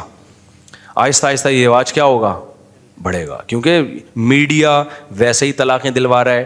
ڈرامے فلمیں خواتین کو شوہروں کے مقابلے میں لا کے کھڑا کر رہی ہیں کہ جتنے تمہارے رائٹ اتنے ہی اس کے رائٹ. اس کے بعد میاؤں کی کھوپڑیاں گھومنا شروع ہوں گی. نتیجہ کیا نکلے گا, ادھر سے اس کی بیگم نے عدالت سے جا کے خلا لیا, بچے لے کے مارکیٹ سے شارٹ. اس کی بیوی نے عدالت سے خلا لیا, بچے لے کے مارکیٹ سے شارٹ. پھر آپ کا دوست وسیم, پرانا دوست, جگرا دوست آپ سے ملے گا, آپ ملے گا عید مبارک, کہہ رہی عید گئی تیل لینے. کیا ہو گیا یار؟ کہہ رہے یار میرے 3 بچے تھے, میں نے سوچ کے نا اپنی بیوی کے نام سے مکان خریدا, جیسے کہ بہت سے لوگ خریدتے ہیں, یار ہم تو جیون ساتھی ہیں, شریک حیات ہیں. یار میرا ایک دن پھڈا ہو گیا تو بیگم بھی گئی, مکان بھی گیا, بچے بھی گئے. پتہ ہے کیا ہوگا, آپ کی بیوی جتنی بھی اچھی ہوگی نا, آپ کی کانپیں ٹانگیں گی ضرور. کانپیں کیا ہوں گی؟ ٹانگیں گی. اب پتہ ہے کیا ہوتا ہے, اب تک جو سوسائٹی میں کلچر چل رہا ہے نا, وہ یہ چل رہا ہے بیوی میکے چلی گئی, لڑائی ہوئی, کوئی بات نہیں, طلاق کی چابی کس کے پاس ہے بھائی؟ تیرے پاس ہے, آج نہیں کل آ جائے گی, منا کے لے آ. اب ایسا نہیں ہوگا, اب وہ اماں کے نہیں جائے گی, ڈائریکٹ جج کے پاس جائے گی. ٹھیک ہے نا. تو جب آپ اپنے دوست وسیم کا یہ قصہ سنو گے تو پھر آپ بولو گے یار کسی دن ذرا سا جھگڑا ہوا, آپ کو لگے گا یار میری بیگم بھی, کیونکہ خواتین تو بہت جلدی, ان کی طبیعت میں جلد بازی ہے. اگر اللہ میاں عورت کو طلاق کا حق دے دیتے نا تو ہم سب رنڈے میں بیٹھے ہوئے ہوتے ہیں یہاں پہ. حقیقت بتا رہا ہوں میں, حقیقت بتا رہا ہوں میں, کیونکہ عورت کو غصے پہ اتنا قابو نہیں ہے جتنا مرد کو ہوتا ہے. کمزور بنایا ہے نا اللہ تعالیٰ نے اس کو, وہ تو دھڑ دھڑ دھڑ طلاقیں دیتی پھر روتی پھرتی بعد میں, دھڑ دھڑ دھڑ. ہم سب بیٹھے ہوتے ہیں, اب بیگم یہ کیا ہوا, یہ تو پروگرام ہی بڑھ گیا سارا, یہ تو شکر ادا کر. مرد ہمارے پاس طلاق کے بہت کیس آتے ہیں, لیکن اگر اوور آل جتنے خاندان ہیں ان کو دیکھا جائے تو وہ 1% بھی نہیں ہوتے, 1% بھی نہیں. کیونکہ مرد کو جتنا غصہ آتا ہے 99% آدمی کنٹرول کرتے ہیں کہ یار یہ زبان سے نہ, کتنا گالیاں دے رہے ہوتے ہیں, مار پیٹ رہے ہوتے ہیں, مار کھا بھی رہے ہوتے ہیں, کوٹ بھی رہے ہوتے ہیں, بھاگ گئے, کتنے کیسے صبح و شام آتے ہیں. اب آپ کہو لوگوں کے علماء کے پاس تو بہت طلاق کے کیس آتے ہیں, لیکن اگر اوور آل ریشو نکالا جائے تو مسلمانوں میں ڈیورس کا ریشو دوسری قوموں کے نسبت سب سے کم ہے. لیکن اگر یہ ہو گیا نا تو وسیم بھائی کے حالات سن کے آپ بولو گے اچھا, تو آپ بولو گے بھائی اتنا بیگم کو فری نہ کراؤ کہ پراپرٹی دے دو, پھر آپ بولو گے بچے روکو, بچے روکو. ایسے میرے پاس کیس ہیں, ایک آدمی کی شادی ہوئی ہے, بچے ہی نہیں پیدا ہونے دے رہا, کہہ رہا 5 سال پہلے اس کو دیکھوں گا میں بیگم کو. یہ میں سچے واقعے سنا رہا ہوں کہ یار یہ رہتی بھی ہے, ایسا تو نہیں کورٹ سے کھلا لے کے بھاگ جائے. یہ باہر ملک کی بتا رہا ہوں کیونکہ وہاں رواج ہو چکا ہے نا. میں نے کہا یار تو اپنا بھی نقصان کر رہا ہے, اس کا بھی کر رہا ہے. کہہ رہا کیا کروں, اگر ایک آدھ بچہ ہو گیا یہ تو شیر ہو جائے گی, کیونکہ 18 سال تک کا بچے کا خرچہ کون اٹھائے گا, باپ. کہہ رہا میں خرچہ دیتا رہوں گا, بچہ میرے کسی کام کا نہیں ہے, اور 18 سال یہ میرے خلاف ورغلا بھی سکتی ہے اس کو. یہ میں وہ واقعات بتا رہا ہوں جو میں نے اپنی آنکھوں سے دیکھے ہیں. میں لمبی لمبی پھینکنے کا عادی نہیں ہوں, نہ چھوٹی پھینکنے کا نہ لمبی پھینکنے کا. یہ وہ بتا رہا ہوں جو نظر آ رہا ہے, کیونکہ ہم بند کمرے میں نہیں رہتے ہیں, ہم ٹریولنگ بھی کرتے ہیں, لوگوں سے ملتے بھی ہیں. جو مارکیٹ میں ہو رہا ہے نا میں یہ بتا رہا ہوں, اور یہ آپ کے ساتھ بھی کل ہوگا. اللہ نہ کرے ہو, لیکن ہو سکتا ہے آپ کے ساتھ. پھر خون کے آنسو رو گے تم کہ یار مفتی صاحب صحیح کہہ کر گئے تھے. تو میں خلا پہ کہنا چھوڑ دوں گا بشرطے کہ دوسرے علماء بھی اس پہ آواز اٹھانا شروع کر دیں. جس دن انہوں نے آواز اٹھائی تو میرا ٹاپک چینج ہو جائے گا. اس طرح میں 3 طلاق پہ کہنا بھی چھوڑ دوں گا بشرطے کہ دوسرے حضرات اس پہ کہیں. میں 4 شادیوں پہ کہنا بھی چھوڑ دوں گا. دوسرے بولنا شروع تو کریں نا, کوئی بول ہی نہیں رہا نا, تو میں کیا کروں بھائی, تو مجھے ہی اکیلے کو بولنا پڑ رہا ہے معذرت کے ساتھ. تو آپ لوگ اپنے خرچے پہ اپنا خیال رکھیے گا اور اپنی اپنی بیگموں کو پکڑ کے رکھیں آپ لوگ, صحیح ہے نا. پراپرٹی دیں بیگم کو. مجھے امید ہے آپ لوگوں میں سے کسی کی بیگم نہیں بھاگے گی. لیکن آگے کیا ہوگا, میں ایک واقعہ سنا کے بیان ختم کرتا ہوں. ڈاکٹر عبدالحی صاحب رحمۃ اللہ علیہ تھے, یا مولانا عاشق الہی صاحب رحمۃ اللہ علیہ تھے. جب امریکہ گئے وہاں ان کا بیان ہوا تو انہوں نے جب وہاں ماحول دیکھا نا کہ کیسے اسکولوں میں بچوں کو, وہ امریکہ میں اتنا خراب ماحول میرا خیال ہے نہیں ہے, یہ یورپ میں زیادہ ہے. یورپ کا سفر تھا شاید ان کا, تو مجھے کسی بندے نے بتایا, پتہ نہیں امریکہ کا تھا یورپ کا تھا, مجھے پورا یاد نہیں رہا. اس نے بتایا کہ بھائی, انہوں نے بتایا کہ دیکھو تم جو ہے نا, تمہارے لیے اپنے دین پہ قائم رہنا یہاں بہت مشکل ہے, اور لیکن میں امید کرتا ہوں تمہاری موت ایمان پہ ہوگی. تم اسلام پہ کمپرومائز نہیں کرو گے. تم کسی زنا میں پڑ گئے, شراب میں پڑ گئے, اس کا خطرہ ہے, لیکن میں تمہارے بارے میں یہ گارنٹی سے کہہ سکتا ہوں کہ تم مسلمان مرو گے, اتنے خراب نہیں ہوگے کہ اسلام کو چھوڑ دو. کا آگے جو تمہاری اولاد ہوگی نا, جو اس ماحول میں پیدا ہو رہی ہے اور یہ گوروں کے اسکولوں میں پڑھ رہی ہے, انہی کے ساتھ رہ رہی ہے, ان کے بارے میں 50% بچوں کے بارے میں یقین سے کہہ سکتا ہوں کہ وہ ملحد ہو جائیں گے. اور فرمایا کہ آگے جو ان کی نسل ہوگی ان کے بارے میں 100% کہہ سکتا ہوں کہ وہ سارے کافر ہوں گے. میں نے آسٹریلیا میں یہ اب جا کے دیکھا ہے. جن لوگوں نے آسٹریلیا میں 100 سال پہلے مسجدیں بنائی تھی نا, جب وہاں مسجدیں نہیں ہوتی تھیں, مسجدوں کی بنیادیں رکھیں, ان کی اولادیں کافر ہو چکی ہیں. میں ملا بھی ان کی اولادوں سے, ملحد ہیں, ایتھیسٹ ہیں وہ. ہاں اب الحمدللہ وہاں علماء محنت کر رہے ہیں, دینی مدرسے بن رہے ہیں. میں یہ نہیں کہہ رہا جو وہاں رہ رہے ہیں بھاگ کے چلے جائیں. اب تو مسلمان بھی اتنی بڑی تعداد میں ہو گئے ہیں کہ پوری کالونی ایسی ہے, لگتا ہے کہ یہ کوئی مسلمانوں کا علاقہ ہے. وہ آپ خود فیصلہ کریں وہاں رہنا ہے نہیں رہنا, اس میں دونوں طرح کے حالات ہیں وہاں پہ. لیکن اس وقت کے جو انہوں نے پیش گوئی کی تھی اس کے حساب سے تو بالکل ایسا ہی ہو گیا, اللہ ماشاء اللہ کسی کو اللہ نے بچایا. تو خوب سمجھ لو یہ جو عدالتی خلا چل رہا ہے نا مارکیٹ میں, اس کے سائڈ افیکٹ آج جو ہوں گے نا وہ 5 سے 6% ہوں گے جو آنا شروع ہو گئے. جو 5 بچوں کی بیگم نہیں خلا لے کے مارکیٹ سے شارٹ ہو رہی ہیں, ابھی آنا شروع ہو گئے ہیں. لیکن آپ کی اولادوں میں بہت بڑی تباہی آنے والی اگلی نسل میں, اور اس کے بعد جو نسل پیدا ہوگی اس میں اور گوروں میں کوئی زیادہ فرق نہیں ہوگا. سمجھ رہے ہو, اس میں اور گوروں میں, گوروں کے ہاں بیوی اور گرل فرینڈ سیم رشتہ ہے, کوئی فرق نہیں ہے. تو آپ کے یہاں بھی یہی ہوگا, بیوی, ساس, سسر, پروگرام سارا کیا ہو جائے گا, ختم. گدے گھوڑوں والی زندگی ہوگی. اس سوسائٹی کے مثبت چیزوں کو دیکھ رہے ہیں, جو اتنی بڑی نیگیٹیوٹی اس سوسائٹی میں آ گئی جس سے گورا خود پریشان ہے, وہ آپ کو نظر نہیں آ رہا, تو وہ آپ کا وہ سارا سیٹ اپ خراب ہو جائے گا. اس لیے میں اتنا چیخ رہا ہوں. اس سلسلے میں آج میں آپ سے ملاقات کے لیے حاضر ہوا. وقت ہمارا کافی ہو گیا. عشاء کی نماز 8 بجے ہے نا, تو نماز کے بعد تھوڑی دیر سوال جواب کا سیشن ہوگا, اور واقعی تھوڑی دیر ہی ہوگا کیونکہ مجھے کہیں اور بھی بیان کے لیے جانا ہے اس سلسلے میں. سبحان وما علینا الا البلاغ.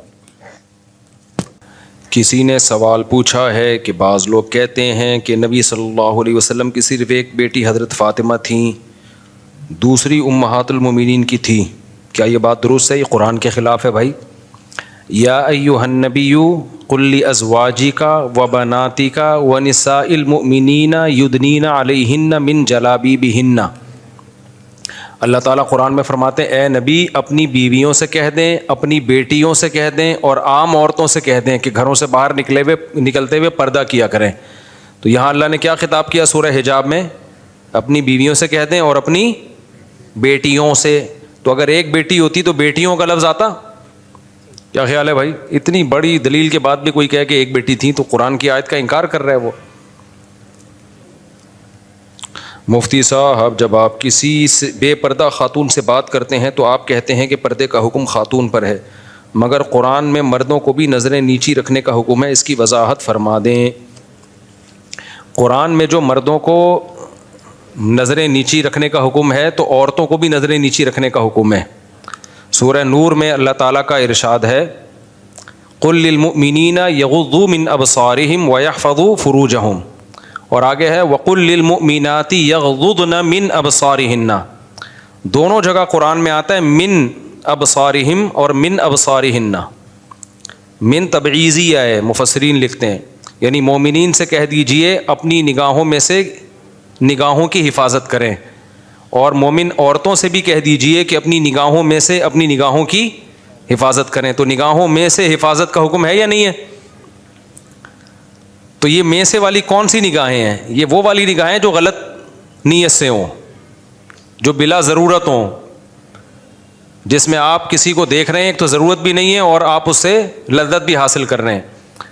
تو وہ دیکھنا جس میں کسی ضرورت سے دیکھنا ہو اور آپ کی دل بھی صاف ہو, تو ضرورت بھی ہو, تو اس دیکھنے پر قرآن و سنت نے پابندی نہیں لگائی ہے. یہی وجہ ہے کہ جس عورت سے نکاح کرنا چاہتے ہیں اس کو ایک نظر دیکھنا صرف جائز نہیں ہے بلکہ مستحب ہے, کیونکہ ضرورت ہے نا.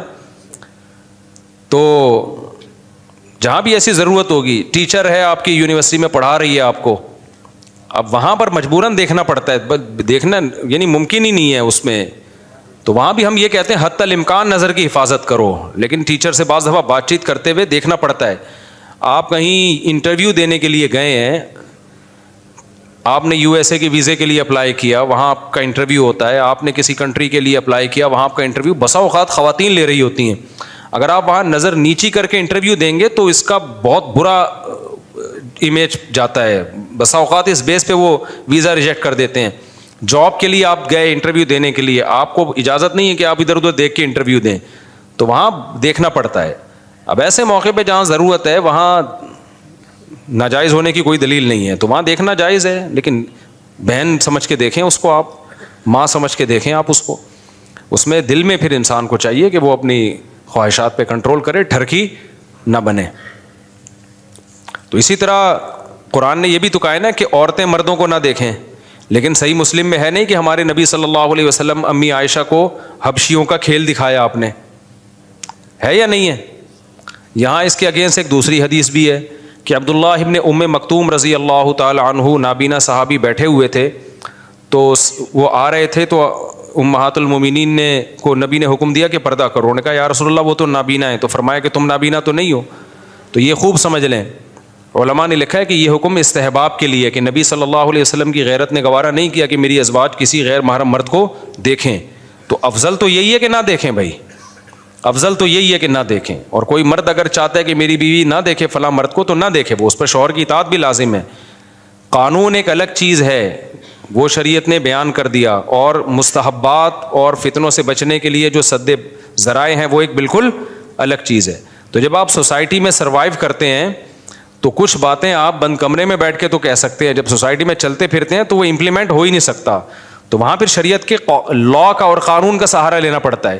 اور جہاں نارمل حالات ہیں, جہاں آپ کو مجبوری نہیں ہے, ضرورت نہیں ہے, تو بھائی مرد کو بھی حکم دیا جائے گا کہ عورت کو نہ دیکھے, اور عورت کو بھی حکم دیا جائے گا کہ مرد کو نہ دیکھے. اب جو نبی امی عائشہ رضی اللہ تعالیٰ عنہ کو حبشیوں کا کھیل دکھا رہے ہیں, وہ تو مرد تھے سارے نا, لیکن کیوں دکھا رہے ہیں؟ بھائی ضرورت ہے, وہ نو عمر ہیں, ان کو یہ کھیل کود سے ہی ان کا دل بہلے گا. ہمارے نبی کی عمر اتنی زیادہ تھی اور امی عائشہ کی عمر انتہائی بہت کم عمر تھی, تو آپ نے ان کے مینٹل لیول پہ آ کے ان سے معاملات کیے ہیں. تبھی تو ہمارے نبی صلی اللہ علیہ وسلم کی یہ جو ملحد لوگ کہتے ہیں کہ اتنی کم عمر لڑکی سے آپ نے نکاح کیا, ہم کہتے ہیں یہ کمال ہے کہ اتنی کم عمر سے نکاح کر کے اس کو بہترین طریقے سے نبھایا ہے. یہ کمال آج لوگوں میں نہیں ہے. ان کے مینٹل لیول پہ آ کے ان کے ساتھ ڈیلنگ کی ہے, ان کے مینٹل لیول پہ آ کے ان کے آپ کا بیہیویئر ان کے جیسا تھا, تو ان کو آپ نے کھیل دکھایا ہے. باقی ازواج کو کھیل نہیں دکھایا حبشیوں کا, تو باقی ازواج کو نہیں دکھایا, امی عائشہ کو دکھایا, کم عمر ہیں. تو ایک ہی لاٹھی سے نہیں سب کو ہانکا جاتا. اسی وجہ سے میں یہ لونڈے لپاڑوں کو بولتا ہوں کہ تمہارے لیے تو عورت کو دیکھنا بالکل ٹھیک نہیں ہے. تمہیں کیا ضرورت ہے دیکھنے کی؟ کہیں انٹرویو دینے کے لیے جانا ہے, جاب کے سلسلے میں کہیں جانا ہے, کہیں ضرورت پڑ گئی, یا ٹیچر کو کوئی سوال کا جواب دینے کی ضرورت پڑ گئی تو ٹھیک ہے, ورنہ تم تو بالکل, کیونکہ فتنے کا بہت زیادہ اندیشہ ہے. لیکن ایک آدمی کی ایک ایج ہو جاتی ہے, اس کا نکاح سے بھی تعلق ہے, نکاح کے بعد بھی انسان کے جذبات بہت کنٹرول ہو جاتے ہیں, ایج ہو جاتی ہے انسان کی, تو ان تمام چیزوں کو سب کو ایک ہی لاٹھی سے نہیں ہانکا جائے گا. تو اصل حکم شریعت کا کیا ہے کہ بھائی نظر کی حفاظت کرو, اصل تو یہی حکم ہے. جہاں ضرورت ہوگی تو وہاں دیکھنا جائز ہے. کسٹمر کو بھی, دکاندار کو بھی بعض دفعہ کسٹمر کو دیکھنا پڑتا ہے. اب عید کے دنوں میں خواتین کا دکانوں پہ اتنا رش ہوتا ہے. ایک صاحب تبلیغ میں وقت لگا کر آئے اور انہوں نے کہا اب خواتین کو دیکھنا چونکہ حرام ہے. اب وہ جیولری کا ان کی دکان تھی, وہ کہتے ہیں میں نظر نیچے کرنے کے چکر میں نا کئی دفعہ کچھ چور قسم کی خواتین آئیں, انہوں نے ہاتھ صاف کیا اور مال لے گئیں. تو کہہ رہے ہیں یار میں تو دیکھنا بھی حرام ہے اور ادھر سے. میں نے کہا ایسا دیکھنا بھی اتنا بھی حرام نہیں ہے کہ تمہاری دکان آدھی خالی ہو جائے, تمہاری شاپ پہ کسٹمر آ رہا ہے, کم از کم دیکھو تو صحیح کہ کیا کر رہا ہے وہ. تو اب پھاڑ پھاڑ کے نہ دیکھنا شروع کر دیں. یہ مسئلہ بتاتے ہوئے ڈر یہ لگتا ہے کہ ایسا نہ لوگ اس کا ناجائز فائدہ اٹھائیں, لڑکیوں کو تاڑ تاڑ کے دیکھنا شروع کر دیں, تو یہ حرام ہے. دیکھو قرآن کی آیت ذہن میں رکھو, یعلم خائنۃ الاعین وما تخفی الصدور, اللہ دلوں کی خیانت کو جانتا ہے. اللہ کو پتہ ہے تم کسی ضرورت سے دیکھ رہے ہو یا ہوس پوری کرنے کے لیے دیکھ رہے ہو. اور دوسری آیت بھی یاد رکھیں, واللہ یعلم المفسد من المصلح, اللہ فسادی کو بھی جانتے ہیں اور جو سوسائٹی میں اصلاح کرنا چاہتا ہے اس کو بھی جانتے ہیں. مولانا طارق جمیل صاحب نے جب کوئی ایکٹر ان کے پاس آئی, ان کے سر پہ ہاتھ رکھا, سمجھ رہے ہو نا, یہ 100% اصلاح کی نیت سے ہاتھ رکھا ہے. سر پہ اس کے چادر بھی ہے, ایسا نہیں کہ اب آپ اتنے لبرل بن جائیں کہ اصلاح کی نیت سے آپ بغیر چادر کے بھی ہاتھ رکھنا شروع کر دیں اور ہینڈ شیک کرنا شروع کر دیں. یہ حرام ہے بالکل, یہ بالکل ناجائز ہے. سر پہ چادر ہے اور اس کے سر پہ ہاتھ رکھا. آپ نے اب کیا کیا, آپ اگر ہاتھ رکھو گے تو میں نہیں کہوں گا کہ یہ جائز ہے, میں نہیں, کیونکہ واللہ یعلم المفسد من المصلح, اللہ کو پتہ ہے کون فساد کر رہا ہے اور کون ایک مسئلے کا ناجائز فائدہ اٹھا رہا ہے. مولانا طارق جمیل صاحب کے حالات میرے سامنے جتنے آپ کے سامنے اتنے نہیں ہوں گے. ان سے علمی اختلافات 100 دفعہ ہو سکتے ہیں, لیکن ان کے تقوی پر, ان کی للہیت پر اعتراض کرنا بہت مشکل کام ہے. ان کی زندگی قربانیوں میں گزری ہے, اللہ کی تبلیغ میں چلتے رہے ہیں ساری زندگی, تو اب جا کے بیٹھے ہیں گھر میں. ساری زندگی سفروں میں گزری, پہاڑوں میں, پتھروں میں, کون سی جگہ ہے جہاں وہ تبلیغ کے لیے نہیں گئے ہوں. کئی سال مدرسے میں گزارے, مجاہدے میں. تو ایسا شخص اگر کسی عورت کے سر پہ ہاتھ رکھ رہا ہے تو بھائی بیٹی بنا کے ہی رکھ رہا ہوگا. لیکن آپ اگر رکھنا شروع کر دو تو مجھے ڈر ہے کہ میرے 4 شادیوں والے بیانات کا کہ پٹانے کی کوشش کر رہے ہیں اس کو. یہ تو اس طرح اللہ کو بھی پتہ ہوتا ہے کہ کون مصلح ہے اور کون مفسد ہے. اب آپ یہ نہیں کہہ سکتے کہ مولانا طارق جمیل صاحب کے لیے مسئلہ چینج کر دیا اور دوسروں کے لیے مسئلہ الگ ہے. مسئلہ سب کے لیے ایک ہی ہے. وہ مسئلہ ہے کہ عورت کی طرف غلط نیت سے نظر ڈالنا جائز نہیں ہے. مسئلہ سب کے لیے یہی ہے. اب بات یہ ہے کہ کون غلط نیت سے نظر ڈال رہا ہے اور کون صحیح نیت سے نظر ڈال رہا ہے, تو لوگوں کے حالات کو دیکھ کے فیصلہ کیا جا سکتا ہے. بھائی یہ بندہ ہے ہی ٹھرکی, یہ جو دیکھ رہا ہے نا, ہمیں پتہ ہے اس کی کوئی اچھی نیت, کیونکہ یہ کیا اچھا کر لے گا, تو کیوں سر پہ ہاتھ رکھ رہا ہے, تو کیوں فری ہو رہا ہے. لیکن اگر وہ ایجڈ آدمی ہے, بزرگ آدمی ہے, اور دوسری شادی کا بھی کوئی ارادہ نہیں ہے ان کا, انہوں نے بیان کر دیا ہے. میرے جیسا آدمی تو اگر کسی کے سر پہ ہاتھ رکھے نا تو آپ کہہ سکتے ہو شاید مفتی صاحب کا 5ویں کا ارادہ ہو گیا ہے, لیکن اب تو میرے لیے بھی ممکن نہیں ہے نا. 3 کے بعد اگر میں یہ کر رہا ہوتا تو مجھ پہ تو آپ شبہ کر سکتا. بول تو میں بھی یہ کام نہیں کرتا. میں یہ رشتے اس طرح سے میں نے کبھی بھیجے ہی نہیں ہے کسی کو پٹا پٹو کے. میرے دوست مجھ پہ گواہ ہیں الحمدللہ. میں نے شادیاں جتنی کی ہیں نا شریفانہ طریقے سے کی ہیں الحمدللہ, تمیز سے کی ہیں. میرے لیے ایسے بہت رشتے آئے ہیں کہ لڑکی کے ابا راضی نہیں ہے, اماں راضی نہیں ہے. ایک جگہ تو میرے لیے ایسا رشتہ آیا تھا لڑکی کی ماں بھی راضی, لڑکی بھی راضی, اس کے بھائی بھی راضی, ابا راضی نہیں. اور ابا 100% غلطی پر بھی تھے. غلطی پر اس لیے نہیں کہ مجھے نہیں دے رہے, وہ ابا کا جو تھا نا وہ معاملہ خراب تھا. ان کی نیت کچھ اور تھی, یعنی کہیں غلط جگہ شادی کرنے کی. سب کچھ تھا, میرے لیے تو راستہ کھلا تھا, میں شادی کر لیتا. اور مجھے اس طرف طبیعت بھی مائل تھی. پرانا قصہ ہو گیا, اب نیا نہیں ہے کہ آپ اب ان کو نہیں پتہ چلے گا کس کی بات ہو رہی ہے. میں نے نہیں کی, اس لیے نہیں کہ بھائی باپ کو راضی کرو, میں ابا کی مرضی کے بغیر نہیں کر سکتا. بہت انہوں نے کہا, میں نے کہا نا اٹ ازنٹ پاسبل. تو میں نے جتنی شادیاں کی ہیں نا, لوگ کہتے ہیں مولوی یوں ہوتے ہیں مولوی یوں ہوتا ہے, میں نہیں کہہ رہا میں بہت نیک آدمی ہوں, میں جو پتہ ہے وہ اللہ ہی جانتا ہے میں کیا ہوں.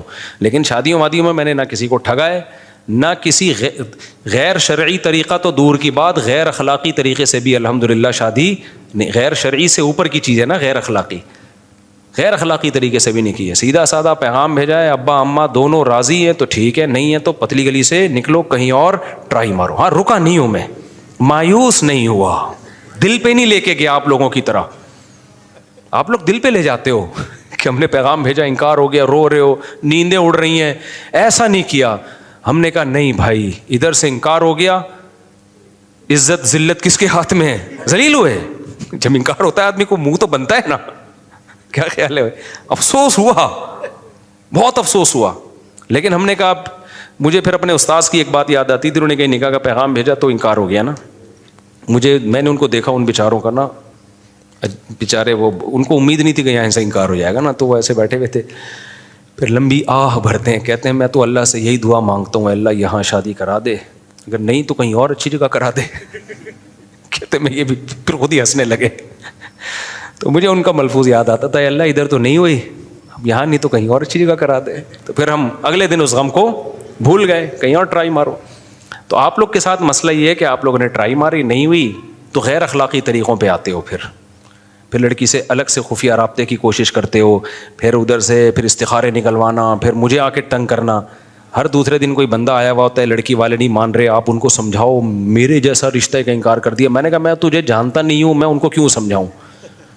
آج بھی ایک بندہ آیا, بیان سے پہلے نا ایک بندہ آیا, ملنا چاہتا ہوں مفتی صاحب آپ ان کو سمجھائیں کہ مجھے اپنی بیٹی دے دیں. میں نے کہا میں کیوں سمجھاؤں, کہہ رہے ہیں میں صحیح ہوں, میں نیک آدمی ہوں, میں نماز پڑھتا ہوں, تو آپ ان کو سفارش کریں کہ یہ غلط ہے شریعت میں. میں نے کہا کیوں سفارش کروں, میں آپ کو جانتا نہیں ہوں. لڑکی کے باپ کو یہ حق ہے کہ وہ آپ کو دیکھے گا, وہ جس نیت سے دیکھے گا آپ کو, ان آنکھوں سے میں دیکھ ہی نہیں سکتا, وہ تو ہر طرح سے آپ کو کنگالے گا.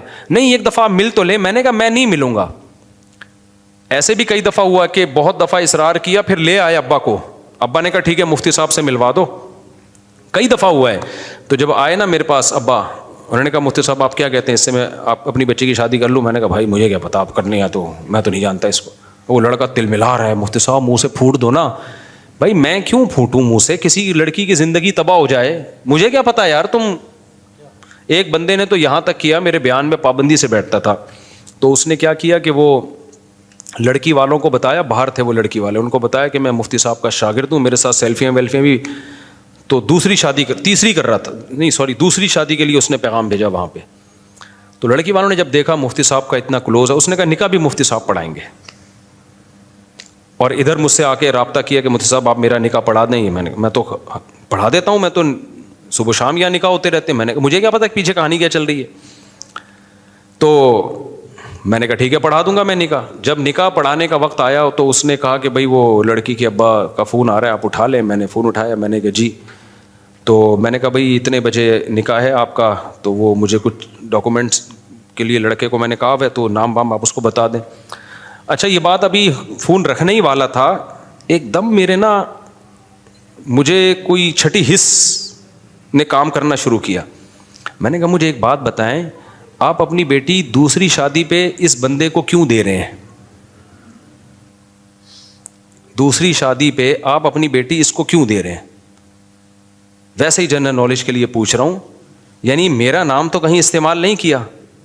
کہتے ہیں بھائی آپ کا شاگرد ہے مفتی صاحب، آپ 2 شادیوں کی ترغیب دیتے ہو، میں اس لیے دے رہا ہوں.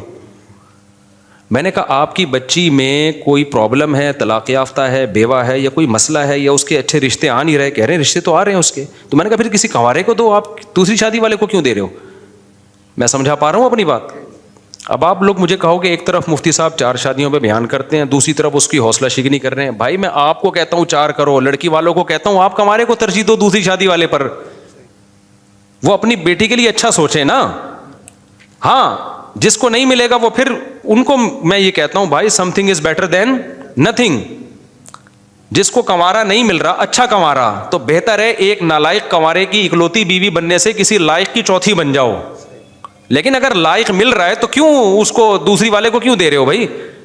یہ میں شروع سے کہہ رہا ہوں، آج سے نہیں 15 سال سے کہہ رہا ہوں. تو میں نے کہا بھائی آپ کی بچی کو کیوں دے رہے ہیں؟ میرے ریفرنس تو نہیں انہوں نے استعمال کیا. انہوں نے کہا ہاں یہ تو آپ، اس نے کہا ہے کہ آپ کا شاگرد ہے. تو میں نے کہا بھائی دیکھو میرا شاگرد ہو یا کوئی بھی ہو، میرا بیٹا بھی ہو، آپ کو اگر اپنی بچی کے لیے کوئی کنوارا اچھا مل رہا ہے، اچھا، تو پھر آپ دوسری شادی والے کو بولو نہ دو. نہیں مل رہا تو پھر مجبوری ہے. لیکن پھر بھی صرف یہ نہ دیکھو کہ میرا شاگرد ہے یا میرے بیان میں بیٹھتا ہے. بیان میں تو چرسی بھی آ کے بیٹھتے ہیں یہاں پہ، وہ اس نیت سے بیٹھتے ہیں کہ شاید ہم سے چرس چھوٹ جائے. بے نمازی بھی بیٹھتے ہیں، شرابی بھی بیٹھتے ہیں. میرا بیان ہر طبقہ سنتا ہے. میں جب دنیا میں ٹریولنگ کرتا ہوں، گورے سن رہے ہیں، گورے، آپ حیران ہو گئے، گورے سن رہے ہیں بیان. تو عربی سن رہے ہیں ترجمہ کروا کے. عجیب عجیب خلقت ہے بھائی جو سن رہی ہے. بہت بڑی تعداد میں نہیں ہوں گے کہ پورے وہ انہوں نے کمپنی کھولی ہوئی ہے میرے بیان کے عرب لوگ، عرب کے پاس اپنے علماء بہت ہیں سننے کے لیے، لیکن میں بات کر رہا ہوں کہ ہر طبقہ سن رہا ہے. تو میں نے ان سے کہا، میں نے کہا بھائی یہ تو میرے بیان میں بیٹھنا یا میرا شاگرد، اول تو میں نے کہا میرے شاگرد ہیں نہیں ہے تو، اور بیان میں بھی میں نے کبھی دیکھا نہیں ہے ان کو. تو پھر میں نے کہا کہ آپ کیوں دے رہے ہو؟ تو اس نے کہا اچھا، یعنی 1 گھنٹے بعد نکاح ہونے والا تھا اور یہاں یہ پروگرام چل رہا تھا. مجھے غصہ اس پر آیا تھا کہ میرا نام کیوں استعمال کیا بھائی. کہہ رہے ہیں آپ کے ساتھ تصویریں دیکھی ہیں. میں نے کہا میرے ساتھ تو گدھے کی بھی تصویریں ہیں، مرغے کی بھی ہیں، کتے کی بھی ہیں. آپ دیکھ لو ہمارا مرغے کے ساتھ میں نے کتنی دفعہ تصویر کھنچوا کے نیٹ پہ ڈالی ہے. تو کیا میرا مرغا رشتے کا پیغام بھیجے گا، اس کو دے دو گے اپنی بیٹی؟ عجیب پاگل قسم کی حرکتیں ہیں یار. تم بیٹی دے رہے ہو اور تمہارا معیار ہی ہے. پھر جناب میں نے کہا نہیں بھائی یہ آپ، میں نے کہا میں رشتہ نہیں توڑوا رہا، میں صرف یہ کہہ رہا ہوں کہ آپ جو کام کرو کانفیڈنٹلی کرو، سوچ سمجھ کے کرو. بچی کا مستقبل ہے. دوسری کر رہا ہے تو سب سے پہلے آپ اس سے پوچھو گھر دے رہے ہو کہ نہیں دے رہے، الگ، یعنی الگ گھر میں رکھو گے یا اسی پہلی کے ساتھ ٹھونس دو گے. نمبر 2، اس کے ماں باپ اس شادی میں انوالو ہیں یا نہیں ہے، کون کون ہے، کیا ہے، پوری ڈیٹیل کے بعد نا پروگرام ان بیچاروں کا وہیں بڑھ گیا. رشتہ ہی ٹوٹ گیا بیچارے کا. 1 گھنٹے بعد شادی تھی اس کی. انہوں نے وہ ڈر گئے. انہوں نے کہا ہم تو آپ کا شکل دیکھے تھے. میں نے کہا میں میری شکل دیکھ کے، میں نے کہا خود مجھے کتنے لوگوں نے میرے رشتے کے لیے انکار کیا ہے، وہ میری پرسنالٹی سے متاثر نہیں ہوئے. انہوں نے کہا بھائی مفتی صاحب آپ کی آمدن کے حساب سے ہمارے حساب سے کم ہے، یا یہ کہ بھائی بھلے آپ الگ گھر دے رہے ہو، بھلے آپ کی جو ہے نا آمدن اچھی ہو، لیکن بات یہ کہ 3 آلریڈی ہیں تو نا. اس چکر میں کتنے پروگرام میرے بڑے ہیں. تو میں تو ان پہ غصے نہیں ہوا کہ تمہیں شرم نہیں آتی، تم 4 شادیوں کے خلاف ہو. میں تقریریں کر کے تھک گیا. بھائی ہم 4 شادیوں کے حق میں ہیں، لیکن اس کے حق میں تھوڑی ہیں کہ کوئی بھی دوسری کے لیے، تیسری کے لیے پیغام بھیجے آپ اٹھا کے دے دو اس کو. یا تو کوئی اس میں کوئی اضافی سرخاب کے پر لگے ہوئے ہوں.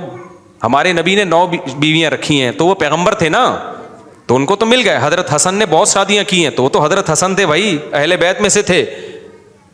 تو آپ میں بھی کوئی سرخاب کے پر ہیں، یا تو بے تحاشا پیسہ ہے، یا آپ کی پرسنالٹی اتنی اٹریکٹیو ہے کہ لڑکیاں مرے جا رہی ہیں، کہہ رہی ہیں بھائی چوتھی پہ بھی ہمیں یہ بندہ قبول ہے. یا پیسہ اتنا ہے کہ غریب لڑکیاں مر رہی ہوتی ہیں کہ بھائی پیسہ ہم چوتھی پہ بھی، کوئی نہ کوئی کوالٹی ہوتی ہے تو دوسری تیسری مل جاتی ہے. ادروائز جو کوالٹی نہیں ہے اس کو تو ایک نہیں مل رہی ہوتی. کتنے لونڈے لپاڑے آتے ہیں، آپ 4 کی بات کرتے ہو اور ہمیں ایک بھی نہیں مل رہی. تو مجھے شعر یاد آتا ہے، پانی وانی کی بات کرتے ہو، دل جلانے کی بات کرتے ہو، 6 مہینے سے منہ نہیں دھویا، تم نہانے کی بات کرتے ہو. تم کس کی بات کرتے؟ وہ کہتے ہیں مصعب آپ ممبر میں بیٹھ کے چار چار کی بات کرتے ہو، ایک نہیں مل رہی. تو میں کہتا ہوں تمہارا روزگار نہیں ہے. ہم کہتے ہیں بے روزگار ہیں. تو بے روزگار کو آدھی بھی نہیں ملتی، ایک تو دور کی بات ہے. کون دے گا بھائی؟ باپ کہے گا تو کھلائے گا کہاں سے؟ میرے ہی خرچے پہ اگر میں نے پالنا ہے تو میں اپنے گھر ہی نہ رکھ لوں اس کو. تو مسائل ہیں لوگوں کے ساتھ نا. تو ان کو میں نے سمجھایا. میں نے کہا میں نہیں کہہ رہا کہ آپ رشتے سے انکار کر دیں، آپ کریں لیکن سوچ سمجھ کے کریں، اس سے پوچھیں، کراس کویشچن کریں. بیٹا رکھو گے کیسے، برابری کیسے کرو گے، 2 بیویوں کو کھلاؤ گے کیسے، تنخواہ کتنی ہے، میرا منہ دیکھ کے مت کریں. اور میں نے کہا میں کسی کی ذمہ داری نہیں لیتا. تو پروگرام بیچارے کا وڑ ہی گیا. تو اس لیے مجھ سے سفارش نہیں کروایا کرو کہ لڑکی کے ابا کو سمجھا دیں. میں ابا کو یہ سمجھاؤں گا دیکھ کے کرنا بھائی، دیکھ کے کرنا، بہت اچھی طرح سے دیکھ لینا. ہاں یہ بات میں سمجھا دیتا ہوں کہ اگر وہ کہہ رہے ہیں نا کہ لڑکی کی شادی کرنی ہی نہیں ہے، یہ ایک شرعی مسئلہ ہے، پھر میں سمجھاتا ہوں کہ بھائی آپ کر دیں. اسی طرح یہ بھی کیس میرے پاس جب آتے ہیں کہ رشتہ تو انہوں نے مجھے دے دیا ہے لیکن ابھی شادی نہیں کر رہے، اس پہ میں سمجھاتا ہوں کہ بھائی جب ایک نسبت طے ہو گئی ہے تو نکاح میں کیا کرو جلد. جب آپ کو ایک بندہ سمجھ میں آ گیا ہے نا تو پھر دیر نہ کرو. جہاں شرعی مسئلہ ہوگا وہاں میں ٹانگ اڑاؤں گا. جہاں کسی کی پرسنل لائف ہے تو بیٹی دینا نہ دینا بھائی یہ ان کی ہیڈیک ہے. اور جتنا اچھا فیصلہ ماں باپ کر سکتے ہیں، مفتی طارق مسعود کسی کی بیٹی کے بارے میں اتنا اچھا فیصلہ نہیں کر سکتے، تو وہ وہی کرے گا فیصلہ. ایسے ایسے کیس ہے نا، آپ لوگ کبھی میرے ساتھ بیٹھو بھائی.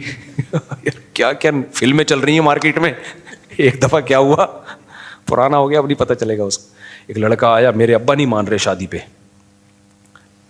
تو ابا مان رہے تھے، کہہ رہے تھے یہاں نہیں کر، یہ لڑکی ٹھیک نہیں ہے، فلاں جگہ کر. تو ابا کہیں اور کروانا چاہ رہے تھے، یہ کہیں اور. یہ پھڈا چل رہا تھا باپ بیٹے میں. اچھا ابا میرے معتقد بیان بھی سنتے ہیں، بیٹا بھی معتقد. تو بیٹے نے کہا کہ بہانہ بیٹے کو اچھا مل گیا کہ ابا کو مفتی صاحب کے پاس لے آؤ. میں تو اکثر یہی کہتا ہوں نا، جہاں بیٹا چاہ رہا ہے وہاں کرو. تو وہ میرے پاس آیا کہ ابا کو لے آئیں. میں لے آؤں، میں جہاں چاہ رہا ہوں وہاں کر دیں. میں نے کہا ٹھیک، یہ شرعی مسئلہ ہے بھائی، جہاں بیٹا چاہ رہا ہے وہاں کرو. تو میں نے کہا ٹھیک ہے ابا کو لے آؤ. میں ٹائم دیتا ہوں لوگوں کو، ایسا نہیں ہے میں بھاگتا ہوں. جہاں مجھے موقع ملے، کوئی خدمت ہو سکتی ہے تو میں دے دیتا ہوں ٹائم. میں اس بچے کی جگہ اپنے آپ کو رکھ کے سوتا ہوں. میرا ابا نہ مان رہے ہوتے اور میں چاہ رہا ہوتا تو میرے پر کیا گزر رہی ہوتی. کیا خیال ہے، ہمارے بھی تو جذبات ہیں نا. تو مجھے لگا کہ یار اس کے اوپر وہی گزر رہی تھی جو میرے اوپر ایک ونس اپون اے ٹائم گزر رہی تھی، کیونکہ میرے ساتھ بھی ہو چکا ہے ایسا. تو میں نے کہا بلا لے اپنے ابا کو. اب ابا انکار تو نہیں کر رہے کہ مفتی صاحب کے پاس نہیں جانے، لیکن ابا کا ناٹک دیکھو. ابا آئے ہیں مسجد کے گیٹ سے، جیسے ہی اندر داخل ہوئے پتہ نہیں کس میں چلے گئے نا، قومے میں چلے گئے یا قومے ٹائپ کی کسی چیز میں چلے گئے. میں نے ایسی بیماری اب تک دیکھی نہیں تھی، عجیب سے نا ہکا بکا. یعنی انہوں نے یہ شو کیا جیسے میں بہت شوق میں آ گیا ہوں یہ سن کے کہ میرا بیٹا وہاں شادی کر رہا ہے. اب میں نا ٹینشن میں آ گیا ہوں. اب یعنی ایموشنل بلیک میل نہیں ہوتا بچے کو. اچھا میں نے دیکھا، میں نے کہا تو چلاؤ تو صحیح بھائی، ان کو چل ہی نہیں رہے نا.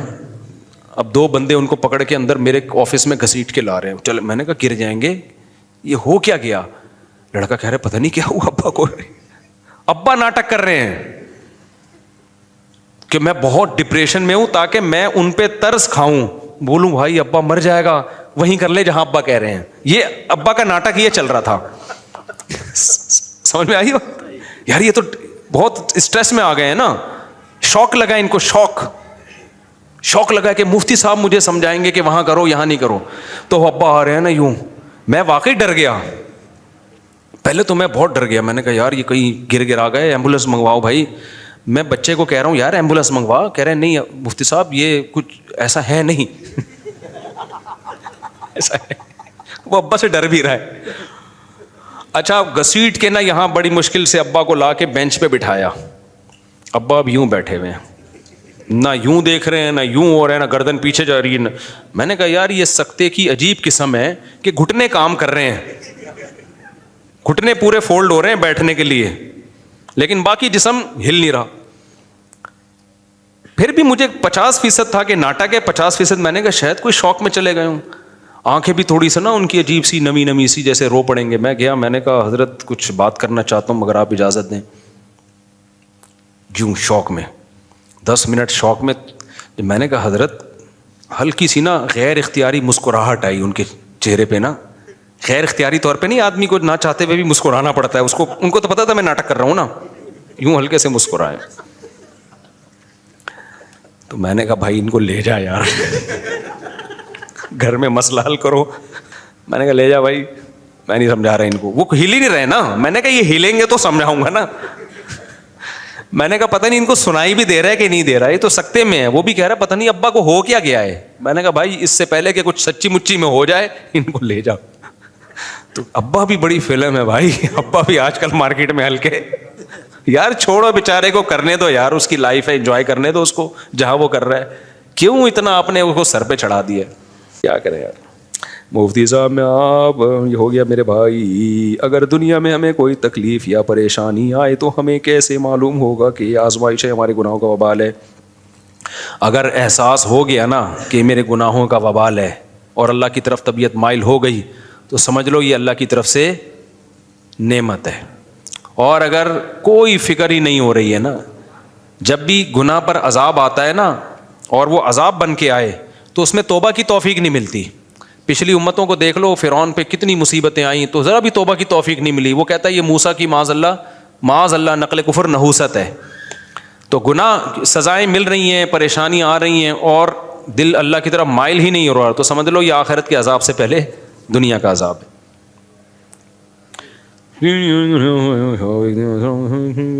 پارٹی میں بھائی میرے بھائی پارٹیوں کے بارے میں نہ پوچھا کرو. آج کے زمانے میں درمیانے طبقے کی خاندان میں حق مہر کتنا ہونا چاہیے؟ بھائی وہ خاندان والوں سے پوچھو, ماموں کی باتیں کس سے پوچھو, ماموں سے جا کے پوچھو. مفتی صاحب میں 18 سال کو اپنے خرچے پہ شادی کرنے کی کوشش کروں لیکن ابو کے بغیر ناممکن ہے, تو چپ. تو جب میں نے ابو سے بولا کہ یہ کام اللہ کے لیے کر دو تو انہوں نے کہا کہ اس میں اپنا فائدہ ہے, باقی لوگ تو ایسے ہی جوان ہو گئے, تم الگ سے آئے ہو جو گناہ سے بچ رہا ہے, باقی دنیا تو پاگل ہے. کیا کریں, ابا کو سمجھانا ایسے ہے جیسے اونٹ کو رکشے میں بٹھانا. میں تو سمجھا رہا ہوں, لوگ ہول سیل کے حساب سے اباؤں کو سمجھا رہا ہوں, بچے کی اپنے خرچے پہ شادی کر دو, اگر وہ قابل ہے, قابل نہیں ہے پھر نہیں کرو. میری عمر 27 سال ہے, میرے پاس اتنی رقم ہے جس سے حج کیا جا سکے, میری ابھی شادی نہیں ہوئی ہے, میں دونوں کام کرنا چاہتا ہوں. فی الحال رقم میں کوئی بھی ایک کام کروں تو دوسرا اگلے 3 سال کے لیے مشکل ہو جائے گا. دیکھو جب حج کی درخواستیں جانا شروع ہوں اس وقت اگر آپ کے پاس اتنی رقم ہو کہ اس میں حج کی اپلیکیشن دینا ممکن ہو اور حج کا پورا سفر آپ کے لیے ممکن ہو تو پھر حج فرض ہو جائے گا, پھر آپ کے لیے اس پیسے سے شادی جائز نہیں ہے. جب حج فرض ہو جائے تو حج ہی رہتا ہے. تو ابھی حج کی درخواستیں جانا شروع نہیں ہوئی ہیں, تو اگر آپ چاہتے ہو کہ حج فرض نہ ہو تو اس کو پہلے خرچ کر لو. آپ اس رقم کو سمجھ رہے ہو کہ نہیں سمجھ رہے, پہلے ہی شادی کر لو اور اس پہ وہ رقم خرچ کر لو. لیکن اگر حج کا جب درخواستیں جانا شروع ہو گئیں اور اتنی رقم آپ کے پاس پڑی ہوئی تو پھر حج فرض ہو جائے گا. اس کی مثال ہے جیسے نماز قضا ہونے لگے اور ادھر شادی ہو رہی ہے تو پہلے کیا پڑھو گے آپ؟ نماز پڑھنی پڑے گی, بھلے وہ بارات بھاگ جائے واپس, ٹھیک ہے نا. تو جب شریعت میں جو 5 ارکان ہیں نا, جب ان کی فرضیت کا ٹائم آتا ہے تو یہ سب سے مقدم ہے. تو حج کو فرض ہی نہ ہونے دو, آپ وہ رقم پہلے خرچ کر لو. جیسے لوگ کیا کہتے ہیں, ہم نے بھی مکان کے لیے 2 کروڑ روپے جمع کیے ہیں, اب وہ ہم جو ہے نا مکان بنائیں حج کریں, حج تو فرض ہو جائے گا. تو میں ان سے بھی یہ کہتا ہوں بھائی آپ جو ہے نا جب حج کی درخواستیں جانا شروع ہوں اس سے پہلے مکان خرید لو. آپ رہنے کی نیت سے, بیچنے کی نیت سے خریدو گے تو وہ تو مال تجارت ہے, اس میں حج فرض ہو جائے گا. اپنا گھر خریدو رہنے کی نیت سے, آپ خرید لو گے تو جب حج کی درخواستیں جانا شروع ہوں گی تو آپ کے پاس پیسہ نہیں ہوگا. لیکن اگر اس وقت تک آپ نے پیسہ رکھا تو پھر حج آپ پہ فرض ہو جائے گا. یہ بھی دیکھو شریعت کا ایک حکم ہے نا, تاکہ لوگ پیسے کو روکیں نہیں. کس طریقے سے اسلام نے دیکھو پیسے کو سرکولیٹ کیا ہے, کتنے طریقے ہیں یا نہیں ہیں.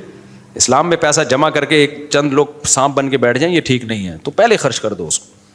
اب کا سوال پیدا ہو رشتہ نہیں ملے گا, تو بھائی پھر آپ ایسا کر لو, یعنی وہ ہو سکتا ہے کہ بھی حج سے پہلے رشتہ ہی نہیں مل رہا تو پھر کیا کروں, تو پھر کوئی ضرورت کی چیز خرید لو. اس سے تجارت کی نیت سے نہیں, استعمال کی نیت سے کوئی ضرورت کی چیز خرید لو. اس سے گھر خرید لو اس سے آپ, کہ بھئی اتنے پیسے ہیں, کوئی چھوٹا موٹا فلیٹ لے لیتا ہوں, کام آ جائے گا, بیگم کو اس میں بھگا کے. استغفر اللہ, یعنی جو آج کل ہو رہا ہے اس کے حساب سے منہ سے نکل گیا میرے. اچھا میرے بھائی انویسٹ کرنا کیسا ہے, ذرا تفصیل سے بتائیں. شیئرز میں انویسٹ کرنا جائز ہے بشرطے کہ جس کمپنی کے شیئرز ہوں اس کمپنی کا کام حلال ہو. شراب کی کمپنی میں شیئر خریدنا جائز نہیں ہے, اور سودی بینکوں کے شیئر خریدنا جائز نہیں ہے. تو اور دوسری بات یہ کہ شیئر جائز کمپنی کا ہو تو خریدنے کے بعد جب تک آپ کے قبضے میں نہ آ جائے آپ اسے آگے بیچ نہیں سکتے, نفع یا نقصان پہ نہیں بیچ سکتے, فیس ویلیو پہ بیچ سکتے ہیں. قبضے میں آنے کا کیا مطلب ہے؟ وہ شیئر آپ کے نام ہو جائے, کمپیوٹر میں نا وہ آپ کے نام ہو جاتا ہے تو اس کو قبضہ سمجھا جائے گا. ویسے تو نام ہونے کو قبضہ نہیں کہتے, فزیکل قبضہ ضروری ہے, لیکن اب وہ پاسبل ہی نہیں ہے, ممکن نہیں ہے. ہم کیا کرتے ہیں, فوڈ لوڈنگ کرتے ہیں تو ویڈیوز میں میوزک کی ضرورت ہوتی ہے جو بیک گراؤنڈ میں لگتا ہے. تو اس میں یہ کیا لکھا ہے, ہم فوڈ ولاگنگ کرتے ہیں, سوری ہم فوڈ ولاگنگ کرتے ہیں جس میں میوزک کی ضرورت ہوتی ہے بیک گراؤنڈ میں ہلکی سی. یار میوزک میں جو ہے نا ایک میوزک تو ہا ہو ہی ہو ہا یہ والا چل رہا ہوتا ہے جو بیک گراؤنڈ میں, یہ تو میوزک ہے ہی نہیں اصل میں, سمجھ رہے ہو. ایک میوزک وہ ہوتا ہے جو مائیکل جیکسن, تو یہ جو بیک گراؤنڈ کا میوزک ہے نا یہ جو ہا اس کی گنجائش ہے, یہ میوزک نہیں ہوتا. اب میں کیسے اس کو سمجھاؤں نا, اس کو کوئی نام تھوڑی ہے.